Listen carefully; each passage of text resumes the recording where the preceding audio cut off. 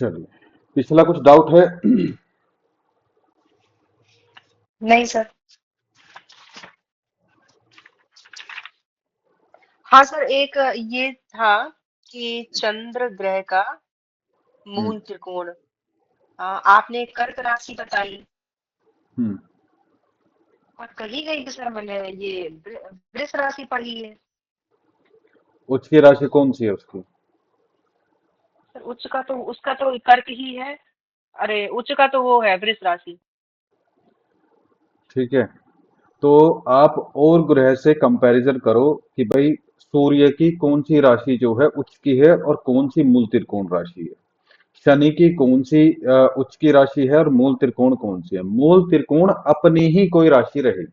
ठीक है, चंद्रमा के पास में एक राशि है तो वो मूल त्रिकोण हम्म। अपनी राशि में ही रहेगा। ठीक है, मूल जी। त्रिकोण या फिर उच्च की राशि में होने से कोई ज्यादा डिफरेंस नहीं आता है। ठीक है, हम्म। अगर आपको ग्रह कहीं उच्च का या फिर मूल त्रिकोण का मिलता है तो उसमें कोई बहुत ज्यादा डिफरेंस नहीं है, आप ये समझ लो कि वहां अच्छा फल करेगा वो। ठीक है, लेकिन जब कोई कोई भी ग्रह उच्च की अवस्था में होता है, खासकर क्रूर ग्रह, ठीक है, तो उसके लिए हमें हम्म। काफी पे करना पड़ता है। कहने का मतलब जो मैंने नहीं वो एडवांस का था, मैं यहाँ पे एक बात बता देता हूँ, कभी भी राजयोग फलित होता है, ठीक है, हम्म। तो राजयोग फलित होने में जो है क्रूर ग्रहों की बहुत अहम भूमिका होती है। प्लस क्या है, कोई भी राजयोग फलित होता है तो वो काफी डिफिकल्टीज के बाद में जो है होता है। लेकिन जब शुभ ग्रह जो है किसी राजयोग को फलित करते हैं तो वो बहुत इजीली जो है हो जाता है और उसके जो बेनिफिट है हमें काफी इजीली। कोई कोई आपने सुना होगा कि भाई बड़े आराम से जॉब लग गई, बड़े आराम से बिजनेस सेटअप हो गया या बड़े आराम से हाँ। ये काम हो गया। ठीक है, कोई कोई ऐसा होगा हम्म। खूब जो है उसने मेहनत करी है, दिन रात एक करी है, काफी प्रॉब्लम्स आई हैं, तब जाके जो है वो सक्सेसफुल हो पाया है। ठीक है, तो यही डिफरेंस होता है कि कोई राजयोग जो है अगर क्रूर ग्रहों के थ्रू फलित हो रहा है या फिर सौम्य ग्रह सॉफ्ट ग्रह के थ्रू जो है फलित हो रहा है, यही डिफरेंस होता है। तो बाकी अगर आप जज करोगे, अगर कोई ग्रह उच्च का है या मूल त्रिकोण का है, ठीक है, उनमें कंपैरिजन करोगे थोड़ा सा डिफरेंस आएगा, थोड़ा फ्लेवर चेंज होगा किसका, राशि का। समझ रहे हो? क्योंकि मैंने आपको एक सिंपल सा एग्जांपल दे रखा है कि भाई कोई भी ग्रह फल कैसे देगा। ठीक है, आप किसी का एग्जांपल मत लो, जी। किसान का लो। किसान के पास भूमि होती है, वो उसमें बीज डालता है। समझ रहे हो? तो भूमि जो है, जो प्लेटफॉर्म है, वो हमारी राशि है। ठीक है, और जो बीज है वो हमारे ग्रह का काम करता है। उन दोनों का फ्लेवर ब्लेंड होके मिक्स होके तब जो है हमें कोई हम्म। रिजल्ट मिलता है। ठीक है, जैसे सूर्य जब मेष में होंगे तो फ्लेवर मेष जी। का आएगा नहीं आएगा, वहां पे उच्च के हैं। लेकिन जब वो मूल त्रिकोण में होंगे, स्वराशि के होंगे, इसमें सिंह राशि में, तो वहां का फ्लेवर आएगा, सिंह राशि का फ्लेवर आएगा। ठीक है, तो ये डिफरेंस होता है। जैसे शनि है, शनि की मूल हम्म। त्रिकोण राशि क्या है? Sir Libra. लिब्रा तो उच्च की राशि है उसकी। अच्छा अच्छा, तो फिर सर ये होगी ना कैप्रिकॉर्न और ये मूल त्रिकोण एक्वेरियस। राशि जो है एक्वेरियस है, यानी कि कुंभ है उनकी। ठीक है, हाँ हाँ। कुंभ में और तुला में जो डिफरेंस है बस वही डिफरेंस आएगा, बाकी जो फल सर की इंटेंसिटी। कुंभ। जी, तो जो फल है वो राशि के साथ में ब्लेंड होके आएगा। ठीक है, क्योंकि कुंभ राशि जो है आप देखोगे, अगर आप हाँ। काल पुरुष हम्म। की बात करो जो आपके चार्ट यहाँ स्क्रीन पे दिख रही है, वो जो आपके निचले वाले पैर होते हैं उससे ऊपर, यानी कि पिंडलियां, ठीक है, घुटनों से नीचे वाला स्थान है। ठीक है, हम्म। अगर शरीर के अंग की बात कर रहे हो, वैसे वो बड़े भाई को रिप्रेजेंट करती है, आपकी इनकम को रिप्रेजेंट करती है, आपके फ्रेंड सर्किल को रिप्रेजेंट करती है। ठीक है, तो वहां पे फ्लेवर उसका आएगा, हाँ वहां पे हाँ। फ्लेवर इनकम का आएगा। लेकिन अगर तुला की बात करें तो वहां पे वाइफ आ जाएगी या फिर लाइफ लाइफ पार्टनर आ जाएगा, वहां पे पार्टनरशिप आएगी, वहां पे बिजनेस आएगा। ठीक है, जी। ये डिफरेंस होता है। चलिए तो शुरू करें, थोड़ा सा और जी वेट कर सर। लेते हैं।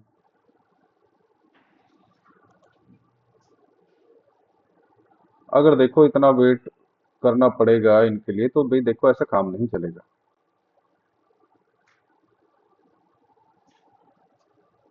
हाँ सर, मैम बोल रही थी कि मेरा ज्यादातर ऐसे ही रहेगा क्योंकि कभी रिलेटिव आ जाते हैं या फिर कुछ इस टाइप का खाना पीना ये सब।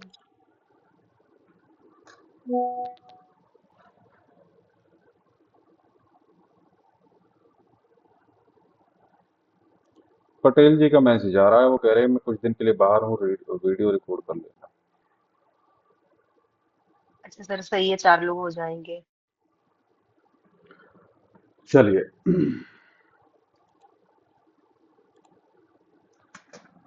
अब जो है बात करते हैं फर्स्ट हाउस की। ठीक है, तो आपने सभी ने बेसिक में जो है पढ़ा होगा फर्स्ट हाउस। ठीक है, फर्स्ट हाउस से स्टार्टिंग करते हैं, पहले हम भाव की बात कर लेते हम्म। हैं। ठीक है, अगर किसी ने जी। पढ़ा हो इस बारे में, देखो सबसे पहले थे भाव। ठीक है, उसके बाद इन्हें घर बोला गया, इन्हें खंड बोला गया। आप देखो स्क्रीन पे देखोगे ना, जो ये 12 भाव हैं, ठीक है, इन्हें कभी कभी हम हाउसेस भी बोल देते हैं। अगर कोई पंजाब में लोग खाना भी बोल देते हैं, पहले खाने में है, दूसरे खाने में है। ठीक है, और इंग्लिश में हम क्या बोलते हैं, भाव। ठीक है, या फिर प्लेस। ठीक है, हम्म। हम्म। इसकी शुरुआत कैसे हुई थी, इसकी जो शुरुआत हुई थी वो केवल भाव से हुई थी। ठीक है, इसे जी। भाव ही बोला गया। भाव का अर्थ है भाव से सीधी सीधी एनर्जी, कि भाई ये इस टाइप की एनर्जी, इस फ्लेवर की एनर्जी इस डायरेक्शन से आ रही है। ठीक है, भाव में दो चीजें आ रही हैं। ठीक है, एक तो आपकी एनर्जी आ रही है और प्लस क्या है, डायरेक्शन आ रही है। ठीक है, जी। तो ये 360 डिग्री का सर्कल है पूरा, जो हमारा ये क्या बोलते हैं इसे, सोलर सिस्टम जो है। ठीक है, और ये 12 पार्ट में, हम्म। अब ये 12 पार्ट में डिवाइड कर दिया। ये मैं बेसिक में अच्छे से समझा चुका हूं। मैं आपको रश्मि जी मैं बता रहा हूँ राशि क्या होती है आपके अकॉर्डिंग। सर राशि, सर राशि मतलब मूवेबल होती है। नहीं, वो मैटर बहुत बाद का, वो तो एक उसकी कैटेगरी है कि ये किस कैटेगरी की राशि है। देखो, जब ना अभी सर्दियों की छुट्टी चल रही है, ठीक है, बच्चों की, हम्म। मेरे भी दो बच्चे हैं, तो होता क्या है कि वो बच्चों की एज के अकॉर्डिंग जो है वो क्लास डिसाइड कर लेते हैं कि भाई देखो सर्दी ज्यादा पड़ रही है, तो जो छोटे बच्चे हैं नर्सरी से लेके 5th क्लास तक की, उनकी छुट्टी है। ठीक है, जो थोड़े बड़े हैं 5th क्लास से 10th के, कि भाई आप स्कूल में विजिट करो, आपकी क्लास जो है ऑफलाइन ही होगी। ठीक है, तो कहने का मतलब क्या है कि जो राशि है वो भी ऐसे ही कैटेगराइज करी गई है। उससे पहले नक्षत्र थे, राशि नहीं थी। राशि का आप वर्ड पकड़ो, इससे पहले आप धन राशि शब्द को पकड़ो, धन राशि। ठीक है, और सेम राशि यहाँ पे डाली गई है, राशि ये वही शब्द है, राशि। धन कहीं पे इकट्ठा हो जाता है तो उसे हम धन राशि बोलते हैं। ठीक है, हमने वो काउंट नहीं करी है, वो एक नोट है या दो नोट है या तीन है। ठीक है, तो ये जो है अनकाउंटेबल है, नॉन काउंटेबल है। ठीक है, इसे काउंट नहीं करते हम। तो ये क्या है, एक बंडल टाइप का है। ठीक है, हम्म। ये क्या है, एक बंडल टाइप का है। ऐसे ही ये राशियां हैं। ठीक है, तो उस राशि कैसे आई, राशि जो है सवा दो नक्षत्र जो एक फ्लेवर टाइप के हैं, एक एनर्जी रखते हैं। ठीक है, तो उनको एक राशि में डाल दिया गया। ठीक है, जब आप देखोगे इस 30 डिग्री में कितने नक्षत्र आते हैं, जो ये 30 डिग्री है यहाँ पे, मान लो फर्स्ट हाउस, आप फोर्थ हाउस को एग्जांपल ले लो, फोर्थ हाउस 30 डिग्री का, सारे हाउसेस 30-30 डिग्री के हैं। तो इस 30 डिग्री के अंदर आप देखोगे सवा दो नक्षत्र आएंगे। ठीक है, जी सवा सर। दो नक्षत्र, दो तो पूरे पूरे, और थर्ड वाला जो नक्षत्र है उसका 1/4 पार्ट, तो ये सवा दो नक्षत्र हो गए। तो जब ऋषि मुनि स्टडी कर रहे थे, उन्होंने देखा ये जो सवा दो नक्षत्र है इनकी एनर्जी एक ही टाइप की है। एग्जाम्पल के लिए आप मेष राशि ले लो, जो आप मेष राशि के अंदर जो नक्षत्र देखोगे, ठीक है, तो उनकी जो एनर्जी है, उन नक्षत्रों की जो एनर्जी है वो मेष, उसे मेष इसीलिए कहा गया है क्योंकि वो भरी हुई है स्टार्टिंग से, वो भरी हुई है एनर्जी से। ठीक है। जी। तो उन्होंने क्या है, उनका एक पैकेट बना दिया कि भाई ये एक राशि हो गई जिसमें ये 2.25 नक्षत्र, यानी कि अगर आप इस 2.25 को भी खोल दोगे, जैसे एक नक्षत्र के 4 चरण और दूसरे वाले के 4 चरण, तीसरे वाले नक्षत्र के का 1 चरण, तो टोटल 9 टाइप का फ्लेवर एक आपको राशि में मिलेगा। लेकिन इनकी एनर्जी लगभग सेम है, इनमें कुछ समानताएं हैं। जैसे इनमें कैपेसिटी होती है कोई चीज स्टार्ट करने की, इनमें एनर्जी, ये एनर्जी के लिए जाने जाते हैं। भाई हमें कोई चीज स्टार्ट करनी है तो हमें एनर्जी चाहिए ही चाहिए। ठीक है। जो कुंभ राशि में जो नक्षत्र आते हैं उनमें कैपेसिटी होती है कैसी, गवर्न करने की, ठीक है, रोजगार की, जी। उनमें ऐसी एनर्जी होती है। तो इसीलिए क्या है, उन्हें जो एस्ट्रोलॉजी है और सिंप्लीफाइड करने के लिए इनके पैकेट बनाए गए जिन्हें राशियां बोला गया। तो इनके जो है 12 पैकेट बने, इनकी 12 राशियां बनी नक्षत्रों की। ठीक है। जी। लेकिन क्या है, आप खुद सोचो, जब हमें 12 राशियों में इतनी प्रॉब्लम आती है, 12 राशि प्लस 9 नक्षत्र, 9 ग्रह में इतनी प्रॉब्लम आती है, इतना पढ़ना पड़ता है, तो जब एंशियंट टाइम में जब 27 नक्षत्र थे तो क्या होता होगा। हम्म। ठीक है। तो इसीलिए चीजें, और जब हम ये करते हैं क्या बोलते हैं, नक्षत्र बेस अगर हम एस्ट्रोलॉजी पढ़ते हैं तो देखो वहां पे डिविजनल चार्ट नहीं चलते हैं। ठीक है। D1, D7, D9, तो वहां पे डिविजनल चार्ट नहीं चलते थे। ठीक है। वहां पे केवल नक्षत्र बेस ही, दशा महादशाएं वगैरह देख के वो सब चीजें, संपत विपत ये सब चीजें देख के जो है जन्म नक्षत्र से कैलकुलेट करके बताया जाता था। ठीक है। वो मेरे बताने से लग रहा कि वो आसान होगा, लेकिन आप सोचो कि भाई 27 नक्षत्र हैं और उन 27 नक्षत्रों में ये 9 ग्रह घूम रहे हैं, तो वो ज्यादा डिफिकल्ट था। तो उसे सिंप्लीफाई करने के लिए उन्हें 12 भागों में बांट के जो है ये अपने 12 राशियां कर दी। ठीक है। लेकिन जैसे ही 12 राशियां करी तो फर्दर हमें जो है उतना हम एक्यूरेटली नहीं बता पा रहे थे। ठीक है। क्योंकि आप ये देखो कि मान लो यहाँ पे 2.25 नक्षत्र आएंगे ना, किसी भी राशि में 2.25 नक्षत्र आए, तो कोई भी यहाँ पे 2 ग्रह बैठे हैं, मान लो यहाँ पे शनि भी है और यहाँ पे सूर्य भी है। ठीक है। तो आप देखो कि ये कोई जरूरी नहीं दोनों एक ही नक्षत्र में हो, ये अलग अलग नक्षत्र में भी हो सकते हैं, होते ही हैं मोस्टली। ठीक है। तो अब उनका भी तो, उसमें भी तो डिफरेंस आएगा ना, दोनों अलग अलग नक्षत्र में है। तो उसके लिए फिर फर्दर जो है वो है, क्या बोलते हैं, डिविजनल चार्ट है। ठीक है। तो जैसे अगर हमें अपनी पर्सनैलिटी की विचार करना है या फिर जो है वैवाहिक जीवन का विचार करना है, तो हम D9 देख लेंगे, D1 के साथ में D9 चार्ट देखते हैं फिर। ठीक है।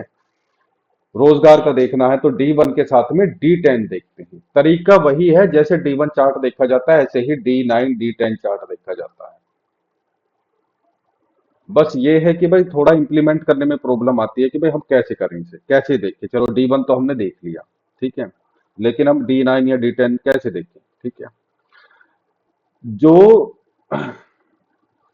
जो एस्ट्रोलॉजी है, ठीक है, मतलब जो व्यवहारिक एस्ट्रोलॉजी है, जैसे आप एस्ट्रोलॉजी करोगे तो आपको मोस्टली दो ही चार्ट की जरूरत पड़ेगी। ठीक है। D9 D10, D1 के साथ में D9 D10। ठीक है। मेरी अपनी जो है लाइन थोड़ी दूसरी है। मेरे पास जो मैंने जैसे कल बताया, बच्चों के केस ज्यादा आते हैं, तो मुझे सप्तमांश कुंडली ज्यादा देखनी पड़ती है, तो मैं D7 ज्यादा देखता हूँ। ठीक है। क्योंकि भाई बच्चों का केस है तो 5th हाउस के साथ में मुझे, यानी कि D1 चार्ट के साथ में D7 चार्ट देखना ही पड़ेगा, सप्तमांश कुंडली। ठीक है। तो कहने का मतलब ये है कि जी। जो भी आपका जब आप राशियों के बेस पे जब हम एस्ट्रोलॉजी करते हैं, तो हमें D1 के साथ में उसका फर्दर डिविजनल चार्ट भी ऐड करके देखना पड़ता है। ठीक है जी। तो ये जी होती सर। है राशियां। ठीक है। राशियों, और आप देखो वहां पे इंग्लिश में भी अगर बात करोगे तो वहां पे भी साइन बोला गया है। ठीक है। कोई पर्टिकुलर वैसे कुछ अलग चीजें नहीं, साइन है कि भाई यहाँ से ये एनर्जी, इस एनर्जी का ये साइन है, यहाँ सिंबल आप समझ लो कि भाई ये ऐसा सिंबल है, यहाँ से ऐसे टाइप की जो है एनर्जी हमें। लेकिन जो है डिटेल में जाने के लिए फिर आपको वही है कि भाई वो देखना पड़ेगा, क्या बोलते हैं।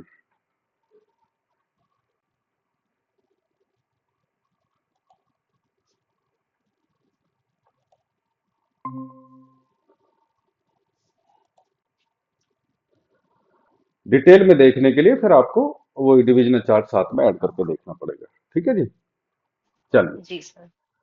सुरभि जी जुड़ गई है। जय माता दी। हर हर महादेव सर। हर हर महादेव। जी जय माता दी सर। जय माता दी। तो शुरू करते हैं हम फर्स्ट हाउस से। ठीक है, अभी कुछ हमने ज्यादा डिस्कस करा नहीं है सुरभि जी, ये आपको रिकॉर्डेड वीडियो में मिल जाएगा चैनल पे। ठीक है। जी जी सर। हाँ, सब कुछ पुराना ही है, बस हम डिस्कस कर रहे थे ऐसे ही। चलिए, अब फर्स्ट हाउस जो है हम स्टार्ट करते हैं। इतनी लेट कैसे हो जाते हो?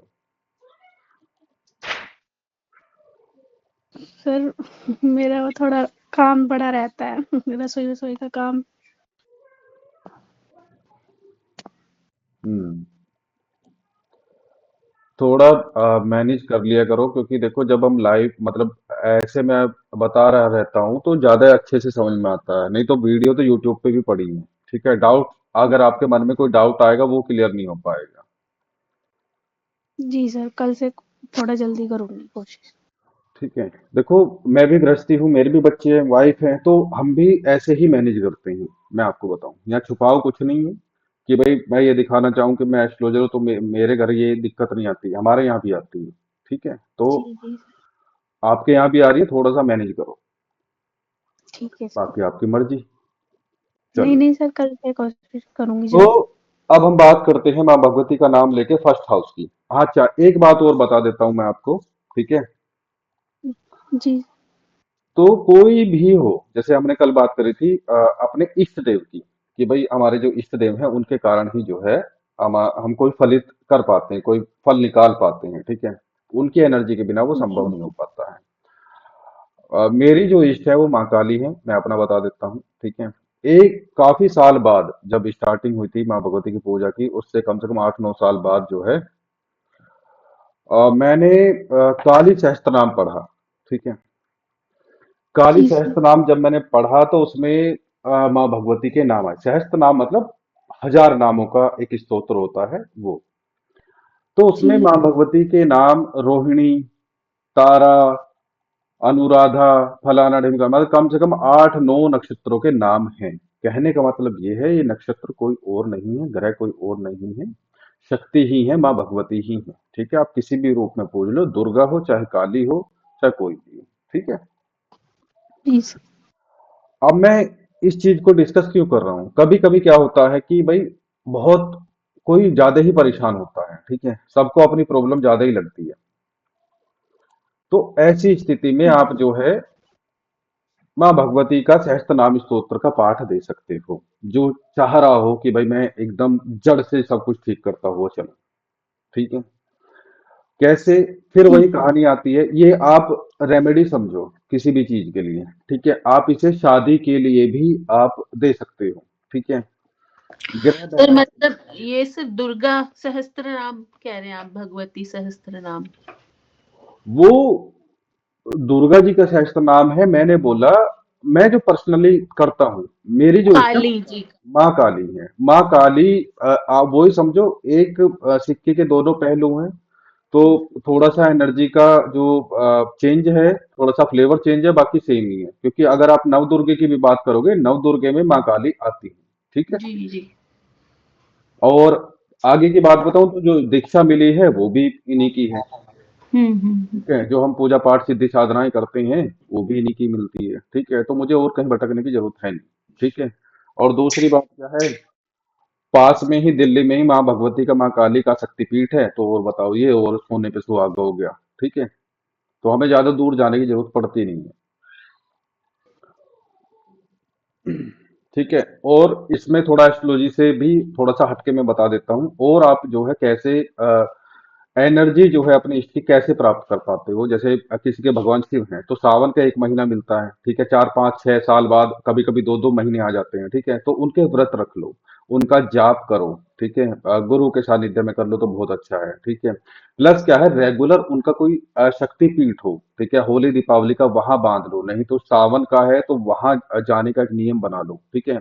आप यकीन नहीं करोगे, बहुत तगड़ी एनर्जी मिलती है जब हम किसी शक्तिपीठ से जुड़ जाते हैं, तो बहुत अच्छी एनर्जी मिलती है, आपको पता भी नहीं चलता, आपकी जो परेशानियां वो झेलना शुरू कर देती हैं, ठीक है। और दूसरी बात रश्मि जी, आप तो चलो वहां से जुड़े हुए थे, देखो इसके जो नवग्रह का स्तोत्र होता है, नवग्रह एक स्तोत्र होता है, एक नवग्रह पीड़ाहर स्तोत्र होता है, ठीक है, पता है आपको? नहीं है? नहीं सर, नवग्रह स्तोत्र पता है बस। नवग्रह स्तुति है जिसका आप जिक्र कर रहे थे ना कल, वो है हाँ नव, जी, हाँ। ठीक है। हाँ हाँ एक हाँ। होता है नवग्रह पीड़ा हर स्तोत्र, नवग्रह पीड़ा हर यानी कि जो पीड़ा को, उनकी प्रॉब्लम्स को कम कर देता है, उसका स्तोत्र है, ठीक है। तो मैंने जो बच्चों को बताया दोनों ही बता रखे हैं, वो कुछ भी कर सकते हैं। प्लस क्या है, वो चीजें काम कैसे करती हैं वो मैं आपको मेरे चैनल पे मिल जाएगा, या फिर आप मुझे एक दिन अलग से मैं बता दूंगा, ठीक है। जी सर। कोई भी चीज करनी है, उसका रिजल्ट अगर चाहिए ही चाहिए, ठीक है, तो संकल्प लेके काम करना चाहिए हमें, ठीक है। सर जब भी और बताइएगा सबके सामने बताइएगा, थोड़ा नॉलेज मिल जाती है। नहीं, वो मैंने आपको कम से कम 3 4 बार बता चुका, मैंने सर बोला कि सर अच्छा। संकल्प कैसे लेंगे ये भी बताइएगा। संकल्प लेने का मतलब क्या है कि देखो, अ, जो मैं बोल रहा हूँ वो मैं कैसे बोल रहा हूँ, बताओ आप सब एस्ट्रोलॉजर बनने जा रहे हो, मैं कैसे बोल रहा हूँ?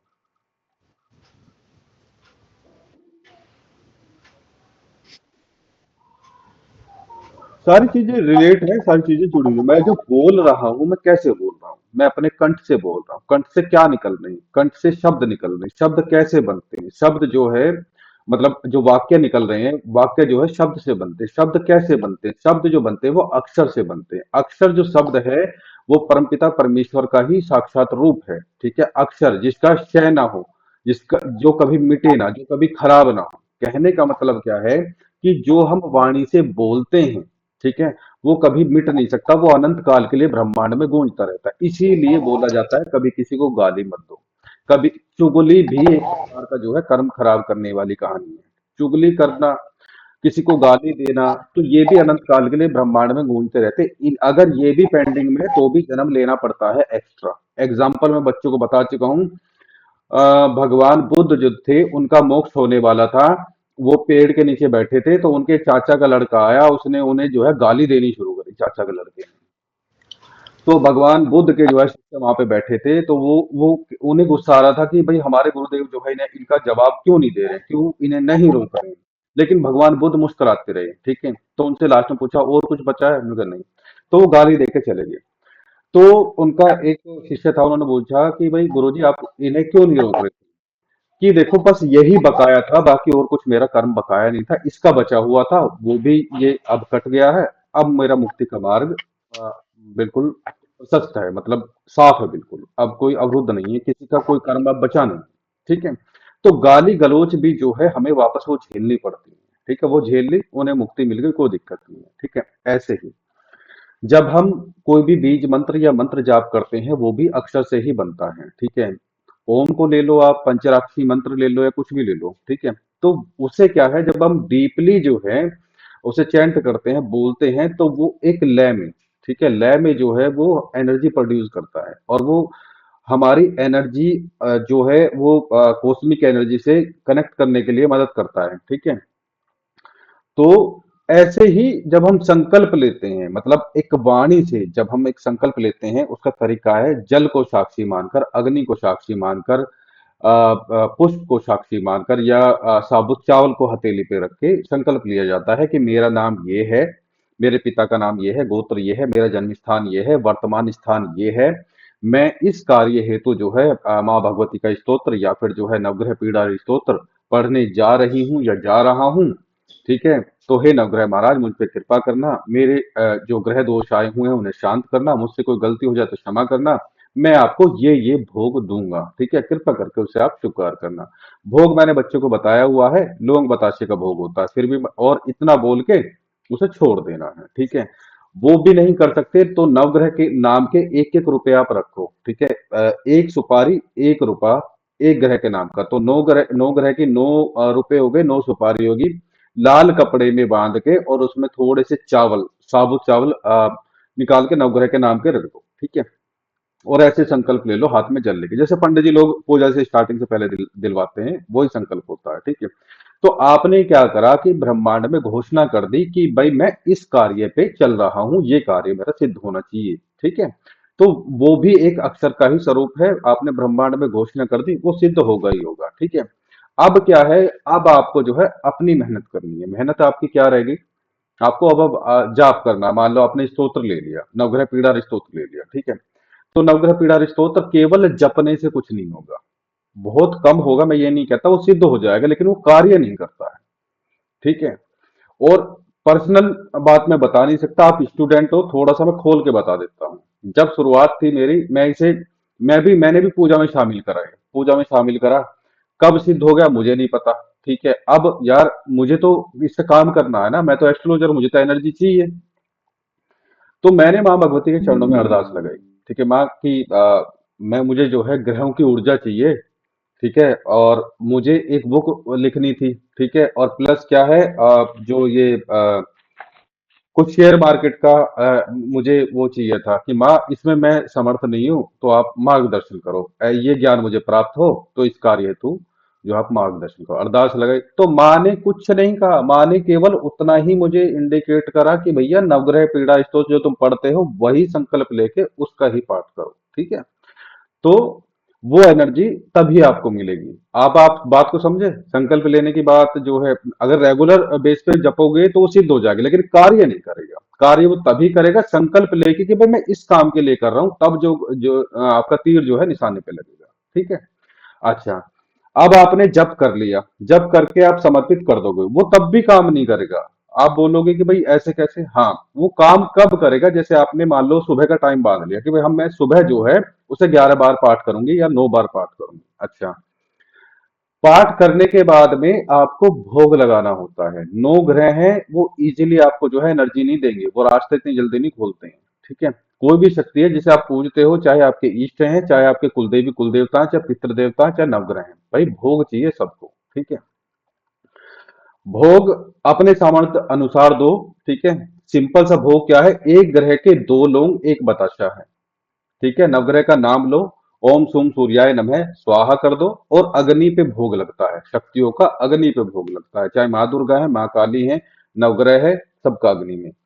तो आप जो है सारी प्रक्रिया मैंने बता रखी है। एक कंडा सिलगा सकते हैं, गाय का गोबर होता है, उसका कंडा बना हुआ होता है, आप सिलगा लो उसे, एकदम लाल हो जाएगा जब धुआं बंद हो जाए, उसे रखो, उस पे सामने दीपक जलाओ और उसे फोड़ के वहां पे घी डालो। तो अग्नि देव आएंगे सबसे पहले वहां पे। अग्नि देव क्या है, देवताओं का मुख है, उनके मुख से ही जो है, क्योंकि अग्नि का दूसरा नाम है पावक, वो हर चीज को पवित्र करते हैं। नॉर्मली अगर हम जोत क्यों जलाते हैं, आप देखोगे वो अग्नि का प्रतीक है, तो उस जो हम मंत्र जाप करेंगे वो उस हमारे दीपक से पवित्र होगा, तब माँ भगवती या हमारे ईश्वर से ग्रहण कर सकते हैं, नहीं तो नहीं करेंगे, ठीक है। क्योंकि भाई उतना हम साधु संत तो है नहीं जो हमने संन्यास ले लिया, ठीक है। तो हमें दीपक जलाना पड़ता है अपने घर में या अपने पूजा पाठ में, ताकि जो हम हमारे मुख से जो अशुद्धियां हो रही हैं बोलने में, भौतिक शरीर से, मन से, जो हम जितने हमारा पापी शरीर है जिससे जो अशुद्धियां हैं, वो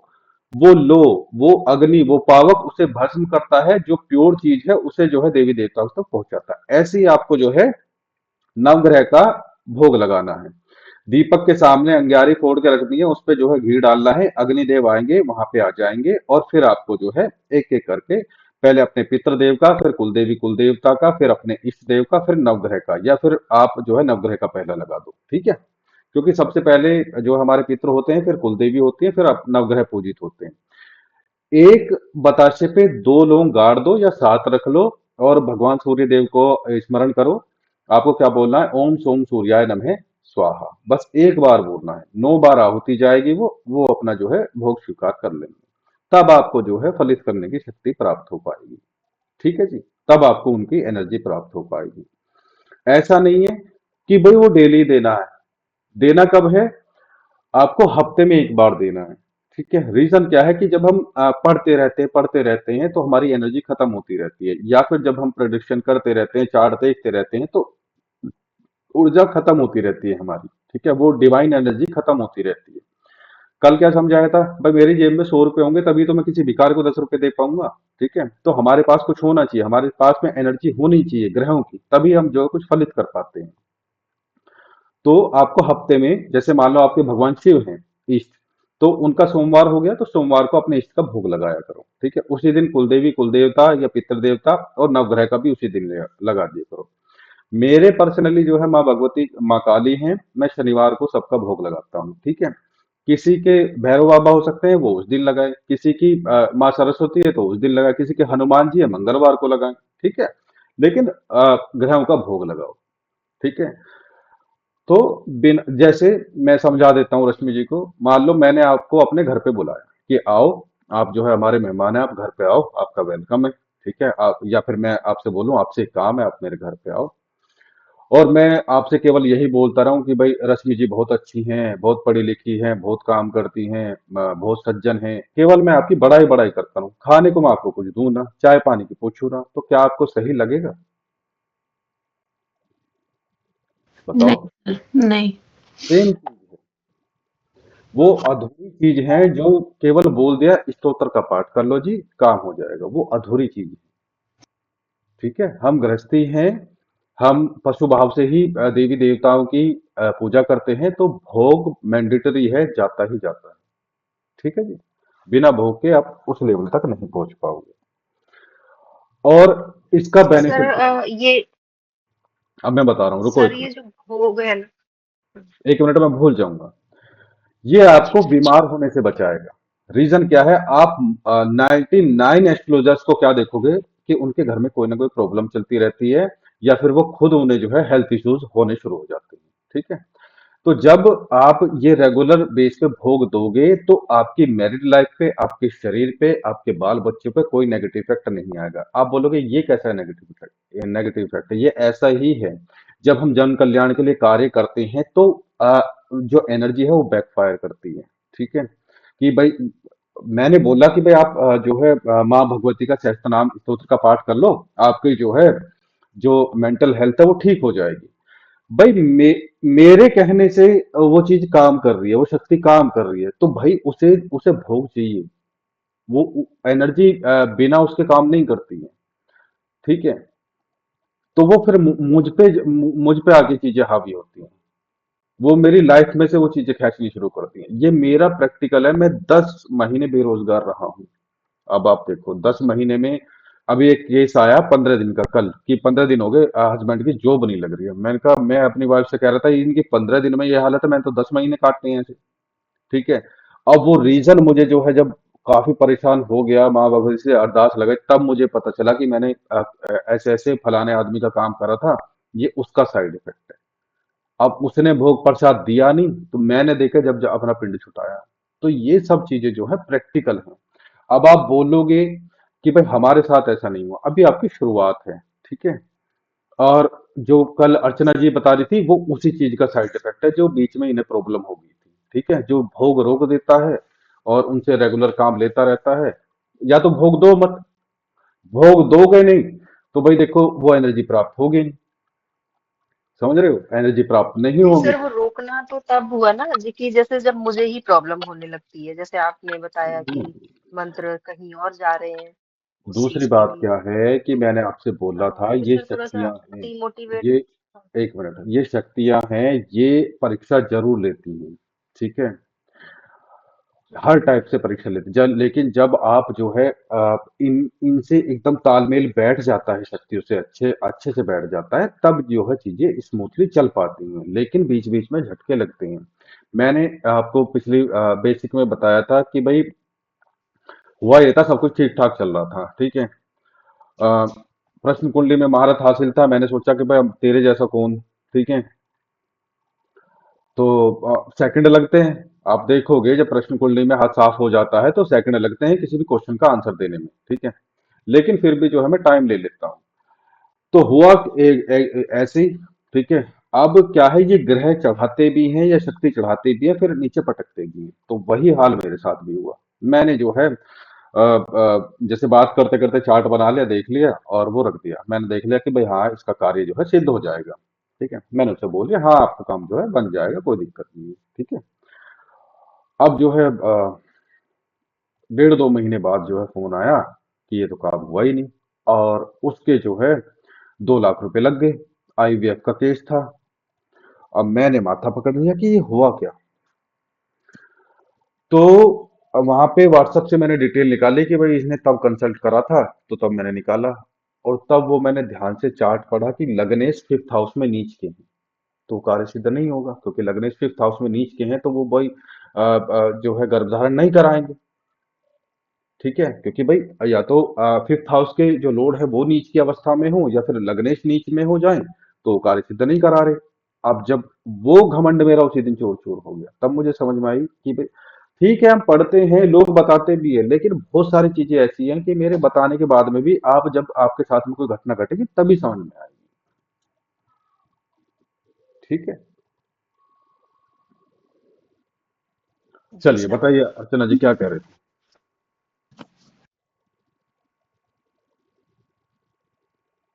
हाँ सर, आपकी आवाज कट रही है। ये कहते हैं वो आप आपकी आवाज कट रही है।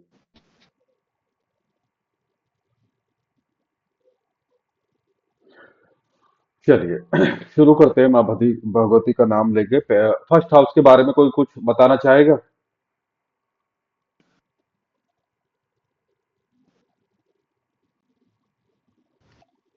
सर सेल्फ होता है फर्स्ट हाउस, सोल, बॉडी, मतलब स्वयं का होता है भाव, प्रथम भाव। सर अब आ रही है।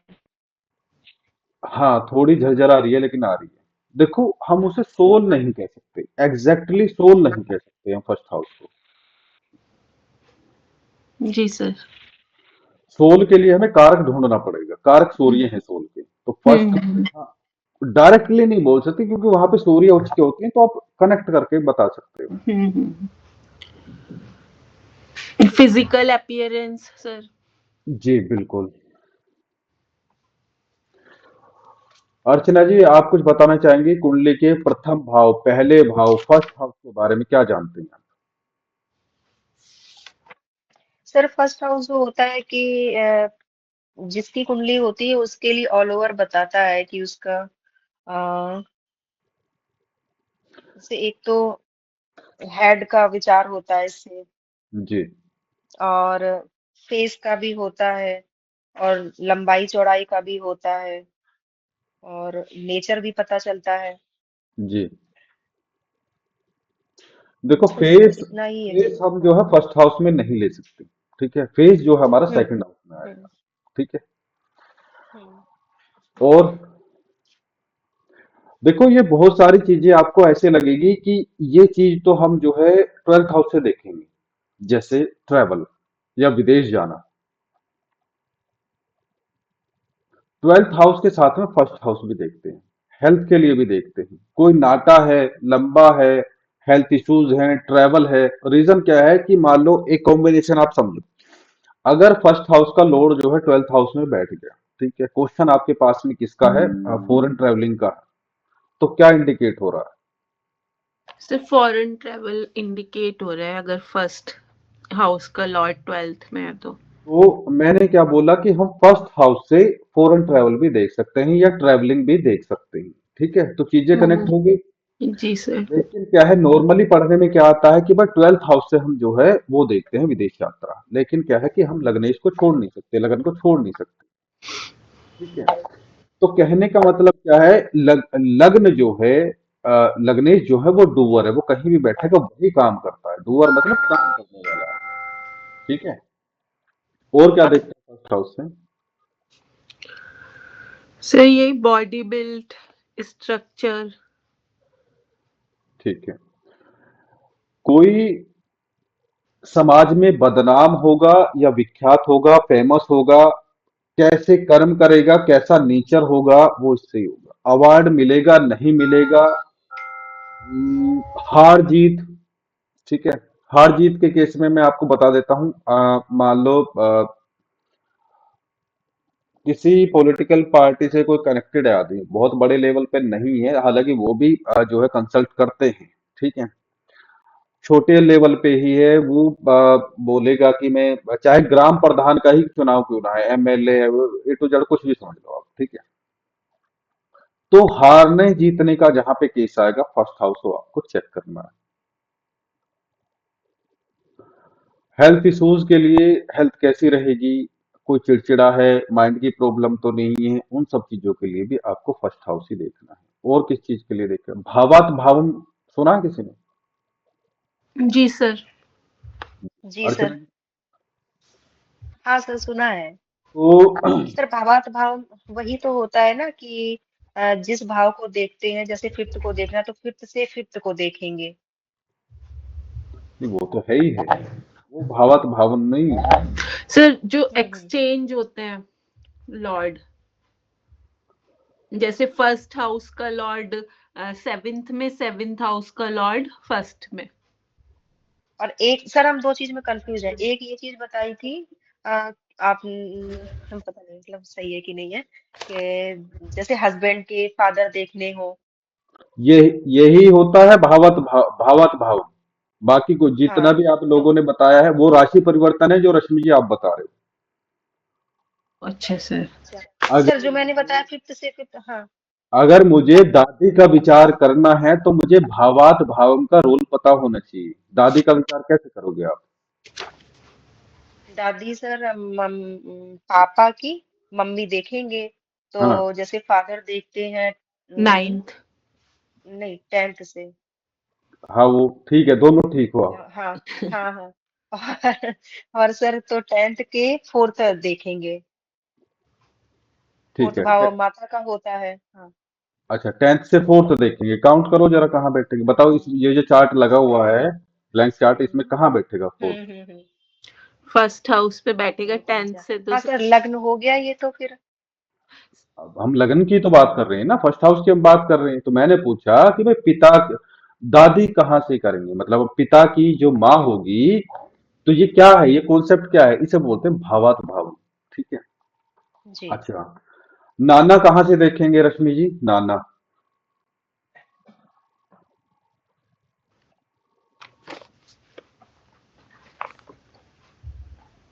नाना सर भूल रही हूँ मैं अभी।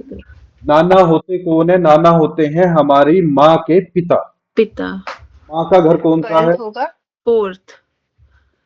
माँ का घर फोर्थ है, फोर्थ से टेंथ काउंट करो। ट्वेल्थ होगा सर ना। लगन है सर वो भी। वो भी लगन आ गया। हाँ जी। 10, अच्छा, हाँ ये ठीक है, हमारी हाँ माँ का लगन। है, और माँ के जो पिता है उसके लिए हमें टेंथ हाउस गिनना है, यहाँ से 1 2 3 4 5 6 7 8 9 10, यहाँ यहाँ बैठेगा। सर एक कंफ्यूजन हो रहा है अब मुझे, कि जैसे मैं तो फादर का हाउस नाइन्थ ही मानती हूँ, मतलब अभी तक टेंथ आज मैंने पहली बार मतलब पता लगा है मुझे। अच्छा, ठीक है। अब आप एक बात बताओ,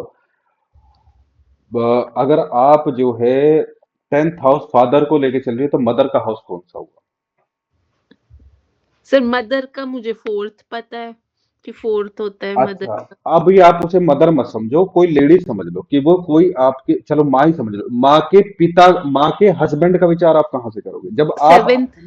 हाँ हाँ। अपने हस्बैंड का विचार, जब आप लगन से सेवंथ हाउस का कर रहे हो, तो हाँ माँ हाँ। के हस्बैंड का विचार कहाँ से करोगे आप? सेवेंथ से ही करेंगे सर, वो फिर तो टेंथ ही हो गया।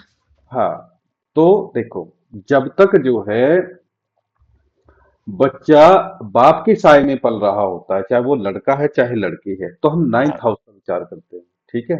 जब तक बच्चा अपने पैरों पे खड़ा नहीं हो पाता है, वो खुद का रोजगार नहीं ढूंढ लेता है, उसकी शादी नहीं हो जाती है, तब तक हम नाइन्थ हाउस से विचार करते हैं पिता का, ठीक है। क्योंकि वही उसका गुरु है, वही उसको उसे डायरेक्शन देने वाला है, उसी के अकॉर्डिंग, उसी से पैसे मांगता है, उसी से आज्ञा लेके चलता है, जी ठीक सर। है।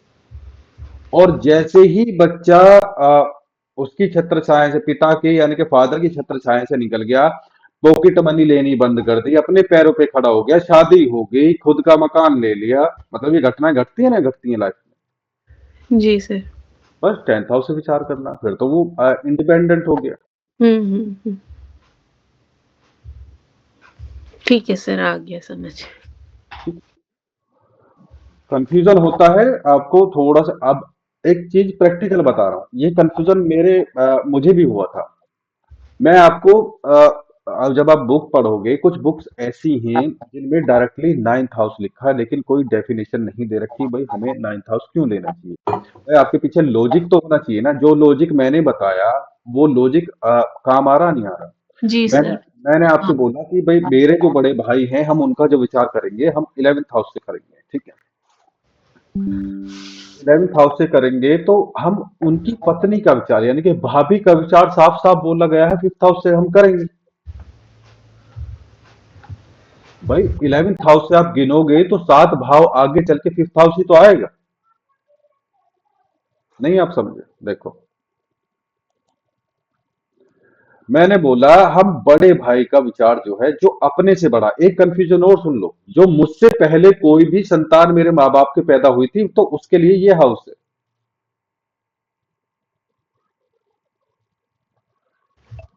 जी सर। रुक जाओ, मुझे लग रहा है कि बेसिक में यहाँ गड़बड़ है आपके। देखो ये हूं मैं, ठीक है, सब सुन रहे हो ना आप। जी जी। सर। Yes sir. जी सर। ये मैं हूं, आ रही है। मैं ये मैं हूं, ये मेरा शरीर है, ठीक है। तो मुझसे मेरे माँ बाप के मुझसे जो छोटा होगा वो कौन है, मुझसे मेरे ठीक बाद जो पैदा हुआ होगा वो कौन है, वो छोटा कौन भाई सा बहन। है।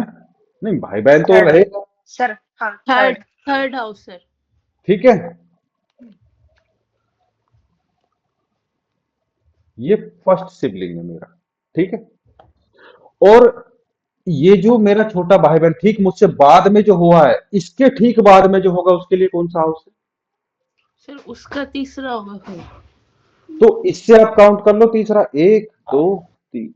तो ये मेरा सेकंड सिबलिंग है। इसके जो ठीक बाद में होगा वो क्या है, थर्ड सिबलिंग। यहां 7th हाउस आ जाएगा, ठीक है। अब थोड़ा सा उल्टा ले लो, मुझसे जो ठीक पहले पैदा हुआ था मेरे माँ बाप के वो क्या है, 11th house. 11th। Just Elder, मुझसे ठीक बड़ा जो है, ठीक है। जी। और इससे जो पहले हुआ था, 9th। इससे जो पहले हुआ था वो बच्चा कहां से, कहां वो अपना भाई बहन कहां से देखेंगे। ये मुझसे ठीक बड़ा है, उससे सर 9th होगा। ठीक है। और इससे बाद में जो बच्चा पैदा हुआ था, ये जो है 11th हाउस वाला हमारा भाई बहन, इससे जो बच्चा बाद में पैदा हुआ था वो कहां से काउंट करेंगे। सर वो सेल्फ हो गया।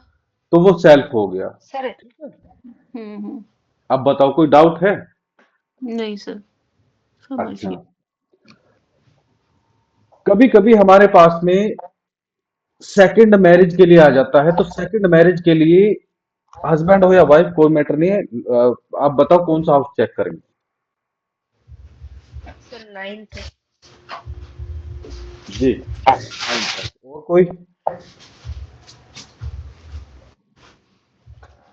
रश्मि जी।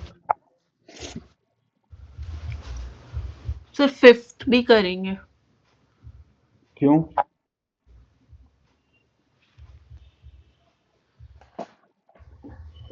मतलब सर एक्चुअली ये मैंने पढ़ा है कि जैसे ये 7th सर मुझे मतलब आइडिया है कि 5th और 7th करेंगे सेकंड मैरिज के लिए चेक। नहीं, थोड़ा सा क्लियर करके चलो, आइडिया से काम नहीं चलेगा, ठीक है। हम्म। क्योंकि हम जो है फिर एक्यूरेट आंसर नहीं निकाल पाएंगे। हमने क्या कर लिया है, अगर हमने 5th हाउस ले लिया है तो हमने हमारा जो जीवन साथी था, ठीक है, हम्म। तो उससे ठीक पहले जो पैदा हुआ है हम उससे कनेक्ट हो जाएंगे। बट पीछे जो 3 हाउस जाएंगे तो नहीं, वो बड़ा हो जाएगा ना। नहीं समझ। हम्म।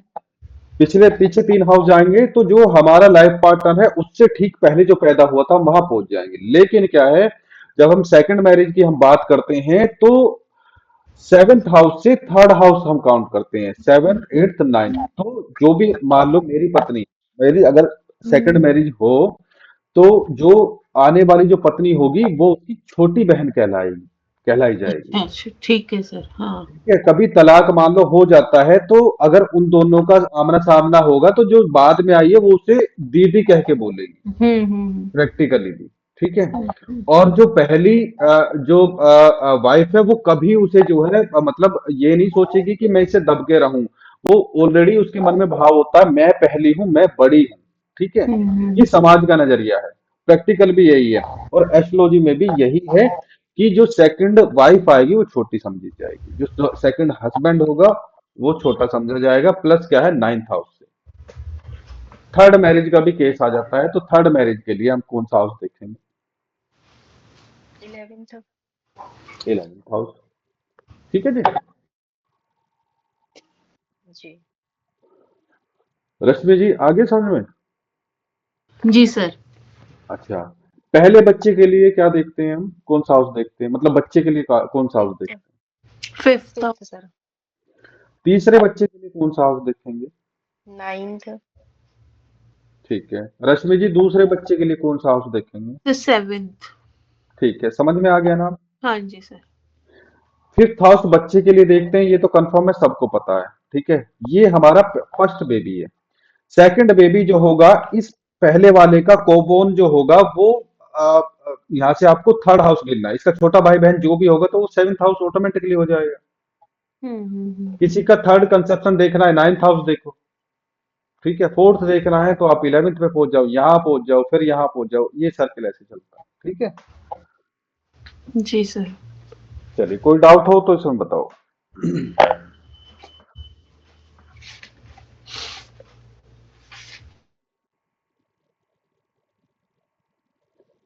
सुरभि जी कोई डाउट है इसमें? नहीं सर। मैंने आपको भावात्म भाव में पढ़ा दिया और आपको पता भी नहीं चला। भाव से भाव का विचार करना, यही भावात्म भाव है। कहने का मतलब क्या है कि अगर हमें ये कुंडली मान लो मेरी है, अगर मुझे अपने नाना का विचार करना है तो कैसे करना है? ये मैं हूं, यहां से फोर्थ काउंट करा तो ये मेरी माँ है। माँ के पिता जो है मेरे नाना कहलाएंगे। यहां से 10 काउंट करो तो लगन पे। ठीक है। अगर मुझे माँ के हस्बैंड का विचार करना है तो मुझे यहां से 7th हाउस पे जाना पड़ेगा, यानी कि 10th हाउस पे मैं अपने माँ के हस्बैंड का विचार कर सकता हूं। अगर मुझे मामा का विचार करना है तो मुझे माँ के हाउस से 3rd हाउस पे जाना पड़ेगा, यानी कि 6th हाउस पे। 6th हाउस सबको पता है मामा का होता है। ठीक है। 12th हाउस जो है हमारे चाचा का होता है। रीजन क्या है? पिता का हाउस है हमारा 10th, और यहां से 3rd हाउस काउंट करो तो हमारा 12th हाउस में पहुंच जाओगे, तो वो हमारे चाचा का है। अगर चाचा का 12th हाउस है तो चाची का कौन सा होगा? चाची का होगा ऑटोमेटिकली 6th हाउस। अगर जी। माँ से ठीक छोटे का, छोटे जो मामा है या मामा का हमारा 6th हाउस बैठ रहा है तो मामी का कौन सा हो जाएगा? 12th house.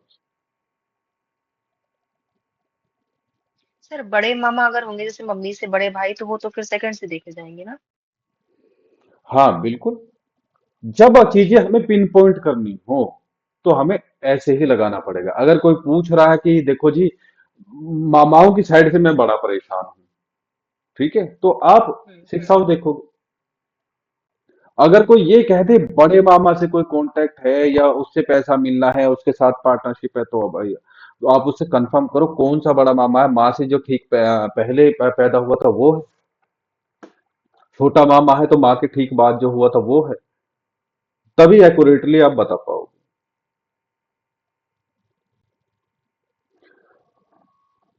साला है कोई, साले का विचार कहां से करते हैं? माँ का छोटा भाई। साला, सिक्स। साला। अच्छा अच्छा, सॉरी। हम्म। नाइन्थ। Ninth house. बड़ा साला है तो आपका फिफ्थ हाउस। फिफ्थ हो गया, हाँ। नॉर्मली नॉर्मली अगर साले की बात आती है तो आप नाइन्थ हाउस से विचार करेंगे। मामा की बात आती है सिक्स हाउस से विचार करेंगे। अगर चीजें पिन पॉइंट करनी है, क्वेश्चन ऐसा है कि भाई एक साला है उसने मेरे पैसे मार लिए हैं, ठीक है, तो आप जो है उससे पूछो कौन सा साला है, वाइफ से छोटा है या बड़ा है, ठीक है। अब वो बोलेगा कि बड़ा है। कितना बड़ा है, बीच में एक दो बच्चा और है या फिर वही है पहले, समझ रहे हो आप मेरे कहने का मतलब। और अगर वो बोलता है नहीं एक है बीच में फिर उससे बड़ा है, तो थर्ड हाउस पे पहुंच जाओगे आप, ठीक है। अगर आप वो कह रहा है छोटा साला है, कितना छोटा साला है, एकदम वाइफ से ठीक बाद में पैदा हुआ है या फिर उससे भी बाद में पैदा हुआ, तो वो बताएगा नहीं एक साला है वाइफ से छोटा, उससे भी छोटा है, तो आप 11th हाउस तक पहुंच जाओगे, ठीक है जी। जी। तो यही है भावात भावम।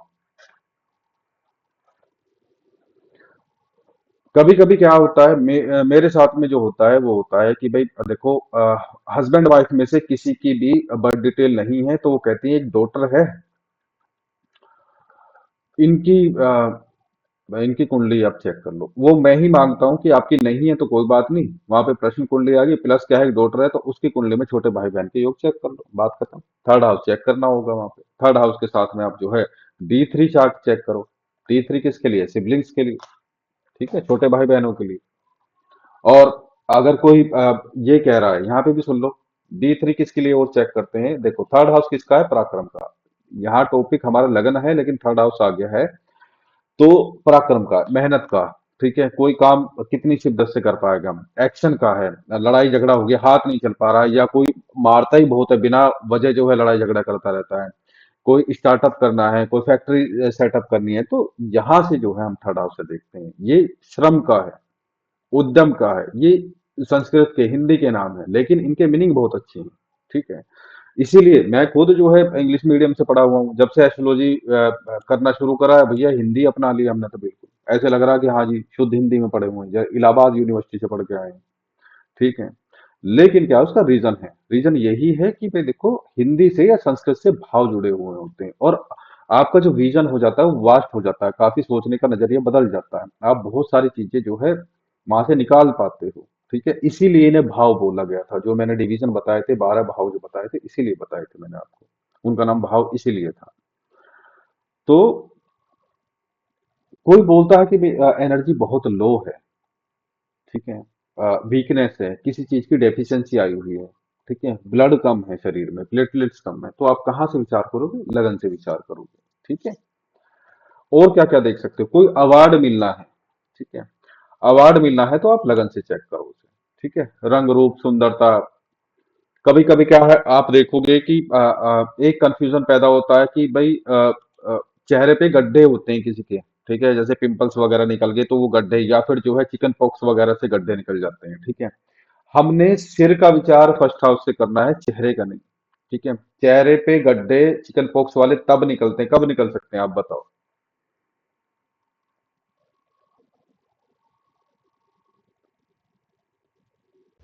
सर जब ब्लड वो सर बीमार होने पे।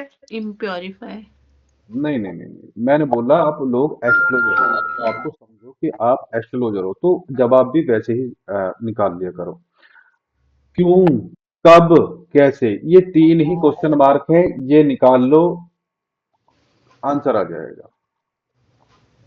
मैंने बोला कि कब निकलते हैं चिकन पॉक्स वाले गड्ढे, कब देखने को मिलेंगी। सर अच्छा चिकन पॉक्स वाले सर या पिंपल्स? चल चिकन पॉक्स। पिंपल्स ले लो, बहुत ज्यादा पिंपल्स की प्रॉब्लम है, वो भी तो गड्ढे ही छोड़ते सर हैं ब्लड पिंपल्स की। भी। हाँ हाँ हाँ। बताओ कब मिलेंगे, देखो।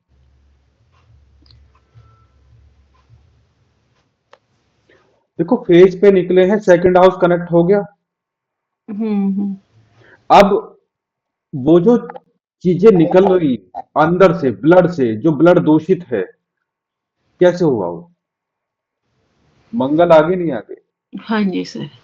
अगर मंगल सेकंड हाउस में है और वो भी एनिमी वाले, शत्रु वाली राशि में, या फिर ऐसी कोई दुश्मन वाली राशि, या फिर उससे दृष्टि में आ रही है, तो समझ जाओ चेहरा खराब हो जाएगा।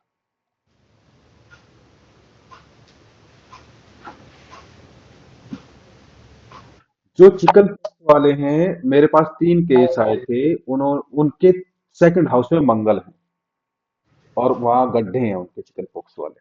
आपने शायद अपनी लाइफ में कोई देखा हो, ऐसे ऐसे ऐसे ऐसे सब जगह गड्ढे से होते हैं। हाँ होते हैं सर कुछ तो वो लोग। चिकन पॉक्स जब बिगड़ जाता है, माता जिसे हम बोलते हैं माता निकली है भाई, वो माता जब बिगड़ जाती है तो वो तब जो है वो अच्छी होती है और वो गड्ढे भरते नहीं। सर यदि मंगल नहीं होगा, मंगल की कोई राशि होगी सेकंड भाव में, तब भी होगा ये चीज। नहीं, राशि वाली में राशि वाली मैंने बताया कि भाई देखो, हम्म चीजें ब्लेंड होके आती है। कारकत्व तो होते हैं ना, मैंने बेसिक में बताया था कि ग्रहों के कारकत्व होते हैं, ठीक है। तो हम्म। वहां पे जब ग्रह बैठ जाएगा तो वो प्रोमिनेंट रूप से जो है फल देगा। अब मान लो मंगल की राशि आ गई, ठीक है, मंगल की मान लो वृश्चिक राशि आ गई, अब वो मंगल भी तो कहीं जाके बैठेगा ना, वहां की एनर्जी को लेके वो किसी हाउस में जाके छोड़ेगा ना। जी। तो सेकंड हाउस तो सेफ हो गया आपका। अगर मान लो मंगल जो है कहीं एनिमी साइन में पहुंच गया, ठीक है, मान लो शनि के साइन में चला गया या सूर्य के साइन, तो वो व्यक्ति को सांवला बना देगा, फेस सांवला हो जाएगा। रंग रूप जो है हम फर्स्ट हाउस से भी देखते हैं, खास तौर से अगर फेस का विचार करना हो तब जो है वो मार्क दे देगा, मार्क दे देगा फेस पे, दांत तोड़वा देगा, दांतों की सर्जरी करवा देगा, ठीक है। जी सर। मिल गया आंसर इसका। जी। चलिए, और क्या विचार करते हैं फर्स्ट हाउस से। मैंने बताया कि कोई मान सम्मान वाली बात हो तो हम वहां से विचार करते हैं। कोई बोलते हैं ना, कोई अवार्ड मिलने वाला हो, वहां से विचार करते हैं। सिर में किसी की कोई प्रॉब्लम चल रही हो, माइंड में यहाँ पे सिर में कुछ चल रहा हो, सर्जरी वगैरह का विचार कर लेते हैं। शारीरिक कमजोरी बनी रहती हो, ठीक है। और क्या, नैन नक्श का विचार करते हैं। नैन नक्श के लिए देखो वो है, जो मीनाक्षी जी हैं, उन्हें जो है हर ग्रह का मुझे बताना है, ठीक है। तो ये जो भाव के बाद में वो वाला मैं ले लूंगा, उनका वो रुका हुआ है तो उन्हें भी साथ में ही जोड़ लूंगा, ठीक है। क्या उसका मतलब क्या है कि भाई आप जो है देख के ये बताओगे, जैसे आप मुझे देख रहे हो तो मुझे देख के, बिना चार्ट देखे आप ये बताओगे इसके लग्न में ये ग्रह है या लग्नेश इसके ये है। समझ रहे हो आप। हम्म मेरी हाइट देखनी है, मतलब मैं, किसी ने देख लिया कि भाई इसकी हाइट जो है 6 फीट है, तो 6 फीट है तो 6 फीट कम हाइट नहीं होती, इतना तो सबको पता है। कम नहीं है तो ये कौन से ग्रह की हो सकती है, ठीक है। तो वहां पे आपके पास में 2-3 ग्रह आ जाएंगे जिनकी हाइट अच्छी खासी होती है, या जो व्यक्ति को लंबा बना दे, कहने का मतलब ये है। अब उसमें से भी आपको फिल्टर करना पड़ेगा। चलो हाइट तो चलो मान लो शनि ने दे दी, गुरु ने दे दी, या फिर चलो केतु ने दे दी, ठीक है। अच्छा, अब इनका रंग रूप देख लो, ठीक है। चलो भाई, रंग ठीक ठाक है तो कोई दिक्कत नहीं, शनि भी हो सकते हैं। अगर दबा हुआ है तो क्या नाम जी के, सूर्य भी हो सकते हैं या शनि भी हो सकते हैं, और केतु, केतु भी जो है धूम्र वाले ग्रह हैं, डार्क वाले प्लैनेट है, तो रंग वो थोड़ा डाउन कर देंगे। अच्छा, अब उसके बाद में आप नाक का शेप देखो, गालों का देखो, आईब्रोज देखो, फिर चेहरे की चमक देखो। अब ये राहु केतु जो है ये थोड़ी डलनेस देंगे चेहरे पे, ठीक है, बॉडी में रूखापन देंगे, क्योंकि भाई देखो वो उनकी कोई फिजिकल वो तो है नहीं, वो एंटिटी तो है नहीं, वो फिजिकल, वो एक घटना है जो घटती है, उसके आपके मून के साउथ नोड, नॉर्थ नोड, वो सब चीजें हैं। तो इन्हें कोई राशि तो मिली नहीं है। तो अब वैसे भी जो है ये धूम्र वर्ण के हैं, तो ये थोड़ा सांवला, थोड़ा रूखापन दे देते हैं, ठीक है। अगर चेहरे पे तेज है, ठीक है, चमक है, बेशक सांवला हो, तो आप समझ जाओ कि सूर्य या फिर चंद्रमा हो सकते हैं, ठीक है। तो ऐसे ही पूरा डीप वाला जो है इस वाले हाउसेस के बाद में मैं वो बताऊंगा, तो उन्हें कनेक्ट कर लेंगे, वो बार बार कह रहे हैं क्योंकि उनका वो बचा हुआ है।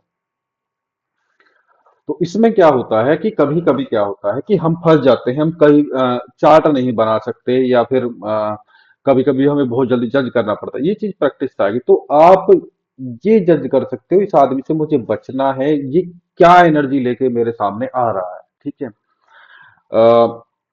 मान लो किसी के लगन में शनि है और आपके जो है मान लो 7th हाउस में शनि है, तो आपको उससे बचना चाहिए। या आपका डेबिलिटेशन में जो है नीच की अवस्था में शनि है, तो आपको बचना चाहिए अगर शनि से प्रभावित है। मान लो किसी की एग्जांपल के ले लो, आंख जो है आपको दिख रहा है, एक ही आंख है किसी की, ठीक है। तो आपको कुछ नहीं देखना, आप सीधा समझ लो भाई शुक्र है। अगर किसी के एक आंख है, अगर कोई पैर से लंगड़ा, समझ जाओ कि डायरेक्ट शनि चल के आ रहा है हमारे सामने। आपको उससे हाथ मिलाना या बचना वो आपकी जिम्मेदारी है, ठीक है। इससे बढ़िया एग्जाम्पल इसे कोई और हो नहीं सकता, क्योंकि एक आंख शुक्र की है, एक पैर से लंगड़े जो है शनि है। तो अगर ऐसा कोई व्यक्ति आ रहा है तो समझ जाओ कि हमें बचना है या हाथ मिलाना है, वो आपकी है। तो वो जो पहचान करनी है किसी भी पर्सन की, उसके लग्न में क्या बैठा है, वो ऐसे ही करते हैं, ठीक है। तो आगे डीपली मैं बता दूंगा उसे, तो उनके साथ उसे जोड़ लेंगे। चलिए, और क्या देखते हैं फर्स्ट हाउस से।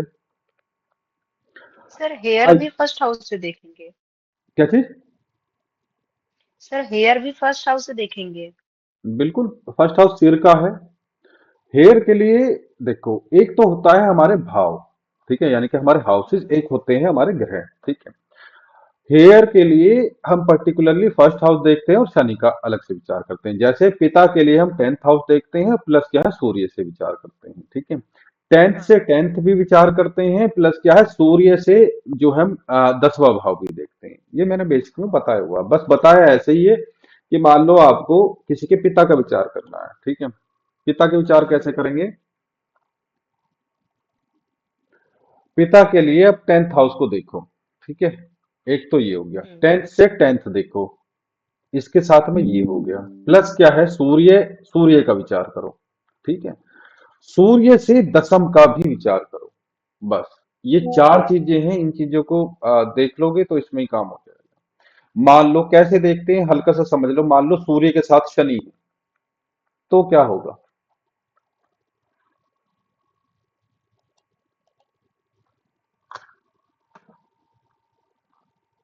भाई किसी के पिता का विचार करना है, सूर्य के साथ में शनि है, तो कैसे क्या कैसे बताओगे फिर अब?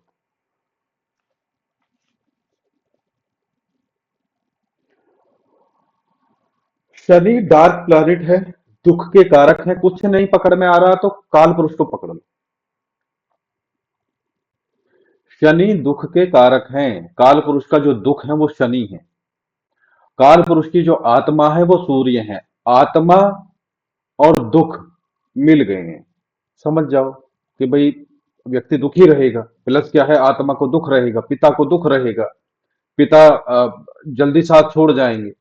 अगर शनि अस्त नहीं है तो डेफिनेटली जो है जो जल्दी साथ छोड़ देते हैं या फिर अलगाव करवा देते हैं पिता से। बनती नहीं, एक पूरब एक पश्चिम है, एक दिन है एक रात है, ठीक है। थोड़ा थोड़ा करके ऐसे जो है करो। चलिए, और क्या देखते हैं फर्स्ट हाउस से।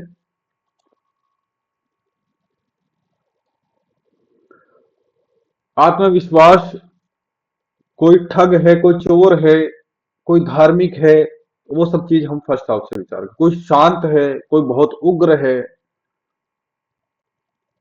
हार जीत का मैंने बता दिया।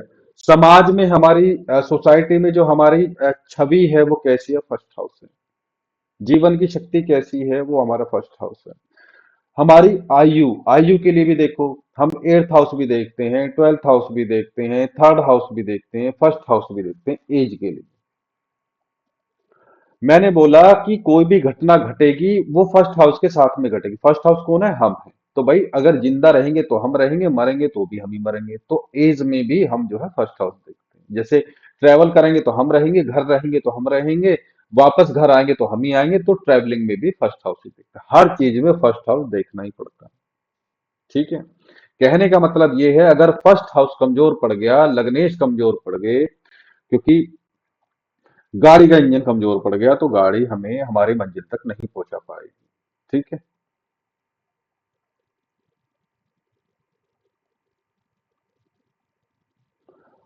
फर्स्ट हाउस का यहाँ पे एक और एक चीज बता देता हूँ फर्स्ट हाउस के लिए। इसे हम बोलते हैं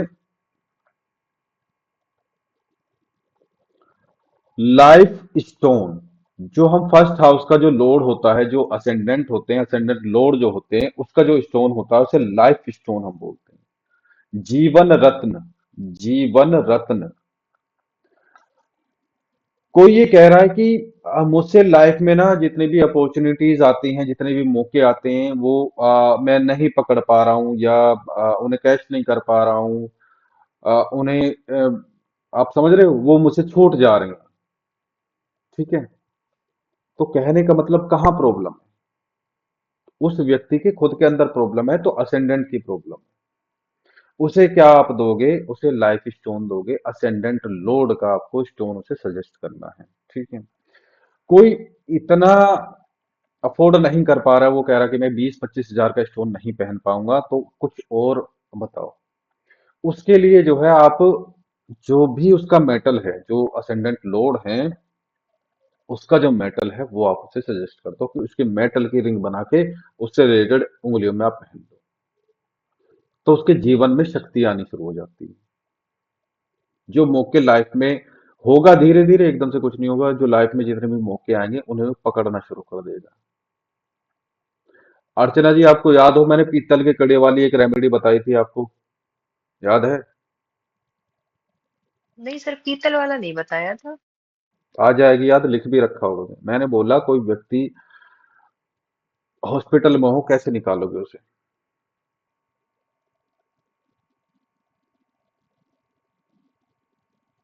नहीं पता है सर। हॉस्पिटल में क्यों क्यों है? मान लो किसी की सर्जरी हुई है, वो क्यों पहुंचा हॉस्पिटल? सर्जरी क्यों होगी उसकी? सर्जरी का कारक कौन है, पहले ये पकड़ो। शनि। सर्जरी मंग, ठीक, केतु। मंग, मंगल है। हम्म। मंगल। कुजवत केतु। तो हम्म। 50% केतु भी आते हैं, लेकिन नॉर्मली मंगल ही करा देते हैं, मार्स ही करा देंगे। ठीक है। तो इसीलिए जो है, अगर कोई सर्जरी से, ये सर्जरी वगैरह चल रही है किसी की, या कुछ और प्रॉब्लम हो रही है, वो हॉस्पिटल में पड़ा है, तो उसके लिए पीतल का यानी कि ब्रास का कड़ा पहनाया जाता है, अगर वहां के डॉक्टर अलाउ कर देते हैं तो। और वो कड़ा जो है, वो कुछ नहीं है, वो मंगल की एनर्जी है, वो मार्स की एनर्जी है, उसे वो फिर हॉस्पिटल से बाहर निकाल के ले आता है। ठीक है। इस रेमेडी का ढिंढोरा नहीं पीटना है, बहुत बड़े बड़े केस तो ये सोल्व करता है। ठीक है। वो जो लोग आके भीख मांगते हैं ना कि भाई देखो मेरा ये पेशेंट जो है बाहर आ जाए, हॉस्पिटल से बाहर आ जाए, हॉस्पिटल से बाहर आ जाए, उसका यही है। तो आपको सर जो ये है, मंगल की रेमेडी के लिए है। हाँ, मंगल की रेमेडी के लिए कोई बहुत सुस्त हो, फ्रेंड सर्कल में कोई बच्चे का केस आ गया, मेरा बच्चा तो खेलता नहीं है, इसमें तो एनर्जी नहीं है, खाता बहुत है, खा भी लेगा, ये खेलता ही नहीं है, सुस्त सा है, एक्टिव नहीं है, समझ रहे हो? तो क्या करोगे आप उसके अंदर मंगल को बढ़ाओगे। अगर आपने मंगल के दान करवा करवा दिए वहां पे कि भाई मसूर के दाल दान कर दो, लाल कपड़ा दान कर दो, वो बच्चा और डल हो जाएगा। और फिर शिकायत ये मिलेगी कि देखो जी कुछ हुआ नहीं। तो वहां पे आपको जो है मंगल बढ़ाना है। ठीक है। उससे बोलो कि बच्चे को लाल मिठाई खिलाए। सोचे सुनने में ये लाल मिठाई से क्या हो रहा है, तो अरे तुम करके देखो, उसे अनार का जूस पिलाओ। बेशक वो कितने ही जूस पिलाते हो, उसे बोलो पर्टिकुलरली अनार का जूस पिलाए। अनार का जूस जो है मंगल प्लस चंद्रमा, या मंगल प्लस गुरु को, यानी कि मार्स प्लस जुपिटर को डायरेक्टली इंडिकेट करता है। ठीक है। तो वो बच्चा जो है एक्टिव हो जाएगा, वो सबके साथ में घुलना फिरना शुरू हो जाएगा, एनर्जी लेवल बढ़ेगा, जो उसके कारण नहीं, वो मंगल का है। वो नहीं कर सकता, उस पर विश्वास नहीं है, तो आप जो है ब्रास का यानी कि पीतल का उसे कड़ा पहनाओ। बच्चों को स्टोन नहीं पहनाना चाहिए, क्योंकि वो केयर करते नहीं है, और फिर जो है नुकसान हो सकता है। ठीक है। तो ऐसे जो है आपको चीजें रिलेट करनी है। कोई कोई आएगा आपके पास में, वो बोलेगा कि भाई हमें तो केवल उपाय बता दो। ठीक है। चलिए, और क्या देखते हैं फर्स्ट हाउस से हम? लाइफ का, हाँ, लाइफ का फर्स्ट हाउस, ओ, फर्स्ट ईयर, लाइफ का फर्स्ट ईयर हम यहाँ से देखते हैं। देखो एक चीज और देख लो। मान लो कोई भी राशि हो लग्न में, तो लाइफ का फर्स्ट ईयर जो हम यहाँ से देखेंगे, सेकंड ईयर यहाँ से देखेंगे, थर्ड ईयर यहाँ से, फोर्थ ईयर यहाँ से, ट्वेल्थ ईयर यहाँ से, फिर 13th 14th 15th 16 ऐसे करते करते ये सर्किल घूमता रहता है। आगे समझ में? Yes sir. जी सर। एक और चीज है, आगे कभी मौका मिलेगा तो इसे मैं बता दूंगा, आप यहीं पे समझ लो। लाइफ की शुरुआती 12 साल यानी कि 12th ईयर हम फर्स्ट हाउस से देखते हैं, ठीक है। अगले 13 से 24 साल हम सेकंड हाउस से देखते हैं। 25 से 36 साल की एज जो है थर्ड हाउस एक्टिव होता है। 13 से 24 तक सेकंड हाउस एक्टिव होता है। 0 से 12th ईयर तक फर्स्ट हाउस एक्टिव रहता है, ठीक है। तो हम यहाँ से भी देखते हैं। देखना किस चीज के लिए है, ये बेसिकली कोई इवेंट हुई हो लाइफ में, इवेंट के लिए, घर के लिए, एक्सीडेंट के लिए, घर छोड़ के गया है, घर में कोई नया मेंबर ऐड हुआ है, यात्रा करी है, शादी हुई है, उन सब चीजों के लिए, ठीक है। और क्या हो सकता है फर्स्ट हाउस से? सोचने का तरीका, अपीयरेंस तो दिखता ही है, वो दिखने में कैसा होता है, सोचने का तरीका। एक क्वेश्चन, मान लो किसी के लगन में शनि है, किसी के सूर्य हैं, किसी के चंद्रमा हैं, किसी के जो है केतु हैं, किसी के राहु हैं। आप अलग अलग बंदों से कमरे में बिठा के एक ही क्वेश्चन करो, वो अलग अलग जवाब देंगे। आपकी क्या राय है? सबकी राय अलग अलग होगी, हम्म। ठीक है। तो वो जो प्रभाव है, वो जो सोचने का तरीका, जब आप उसमें प्रेशर डालोगे, आप इसके बारे में विचार करो, इसके बारे में सोचो, इस केस को आप कैसे सोल्व करोगे। जिसके राहु लग्न में है वो राहु का दिमाग चलाएगा, जिसके सूर्य समझ में है अब वो तो कहता है कि भाई देखो, मैं उसकी हेल्प लूंगा, मैं उसे कर दूं। वो खुद काम नहीं करेगा सूर्य वाला।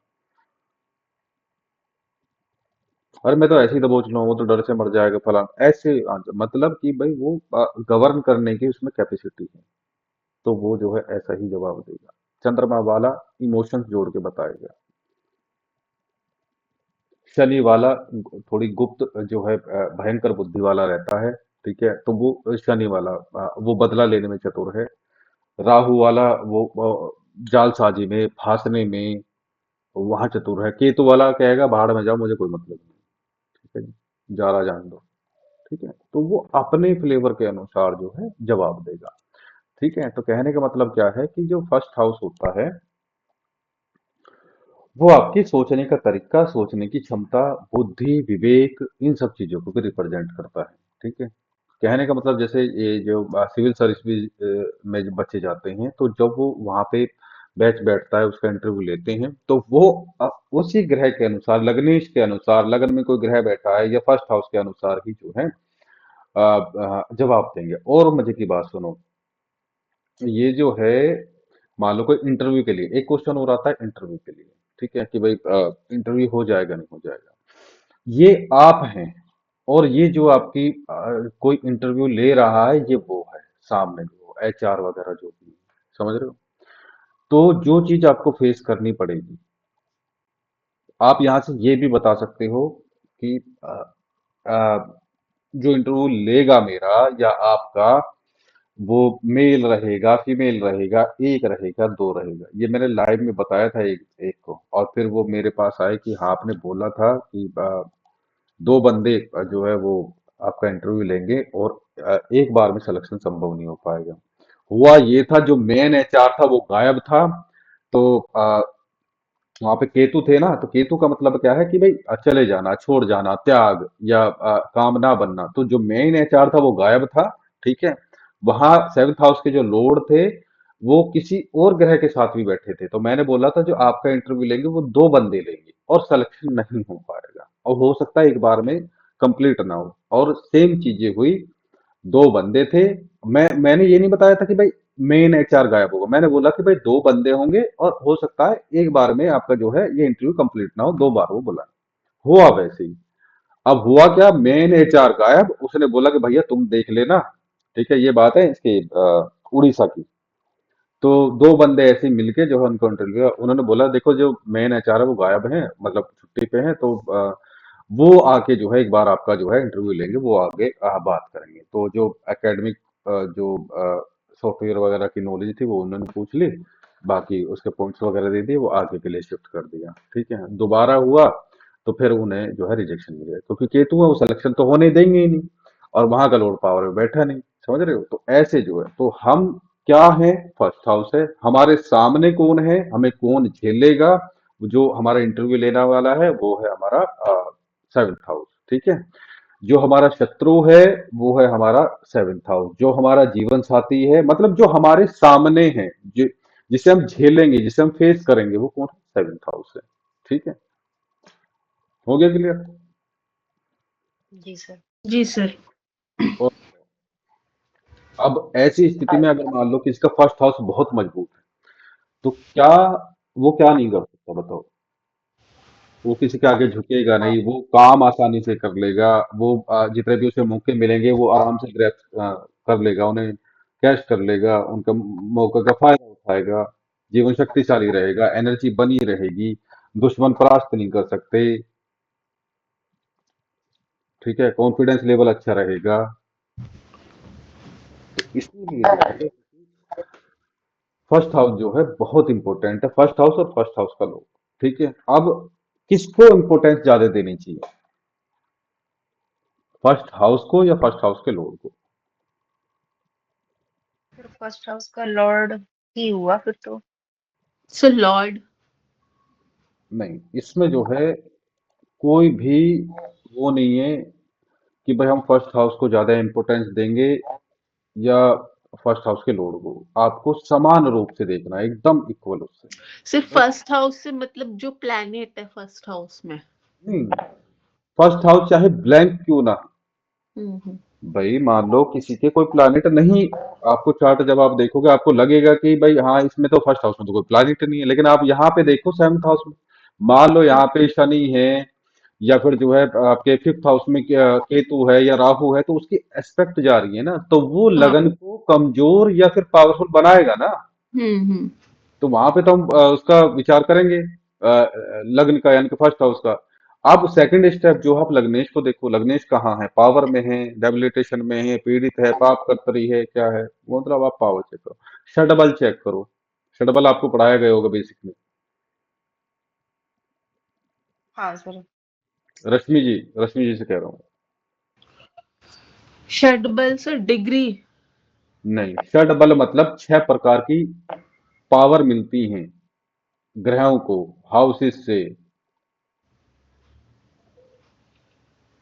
छठ बल 6 प्रकार के बल, 6 प्रकार की पावर होती हैं, जिससे हम ये चेक करते हैं ग्रह कमजोर है या पावरफुल है, उच्च का है, नीच का है। ये होते हैं छठ बल, अपनी राशि में है, शत्रु की राशि में है, अपने साथ, अब मित्र के साथ है, शत्रु के साथ है, नीच का है, अस्त है, क्या चीज है, ये इसी प्रकार के जो है वो षड बल होते हैं, 6 प्रकार के।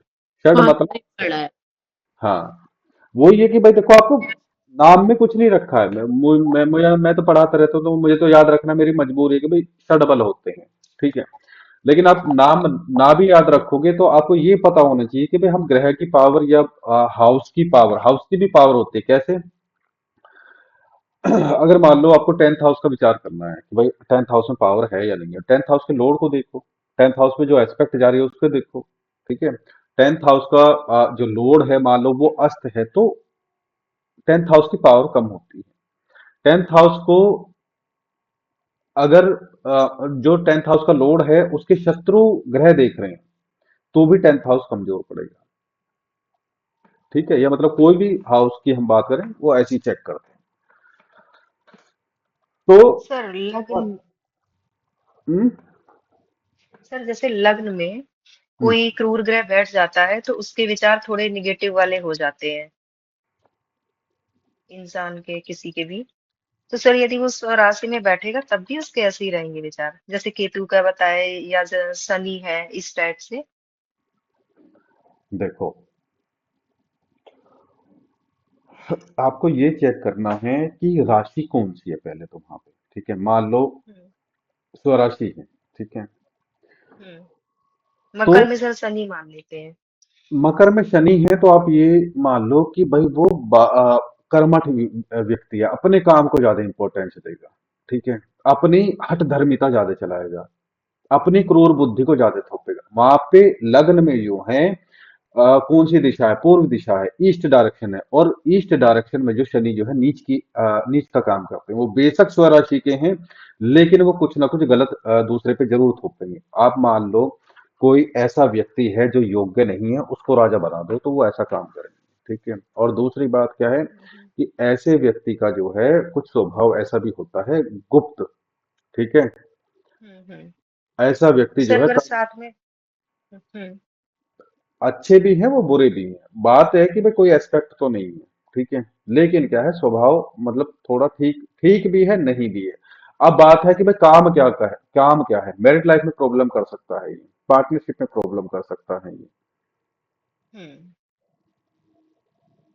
तो सर अगर साथ में कोई दूसरा ग्रह बैठा है तो फिर वो दूसरा ग्रह भी अपना दिखाएगा फिर।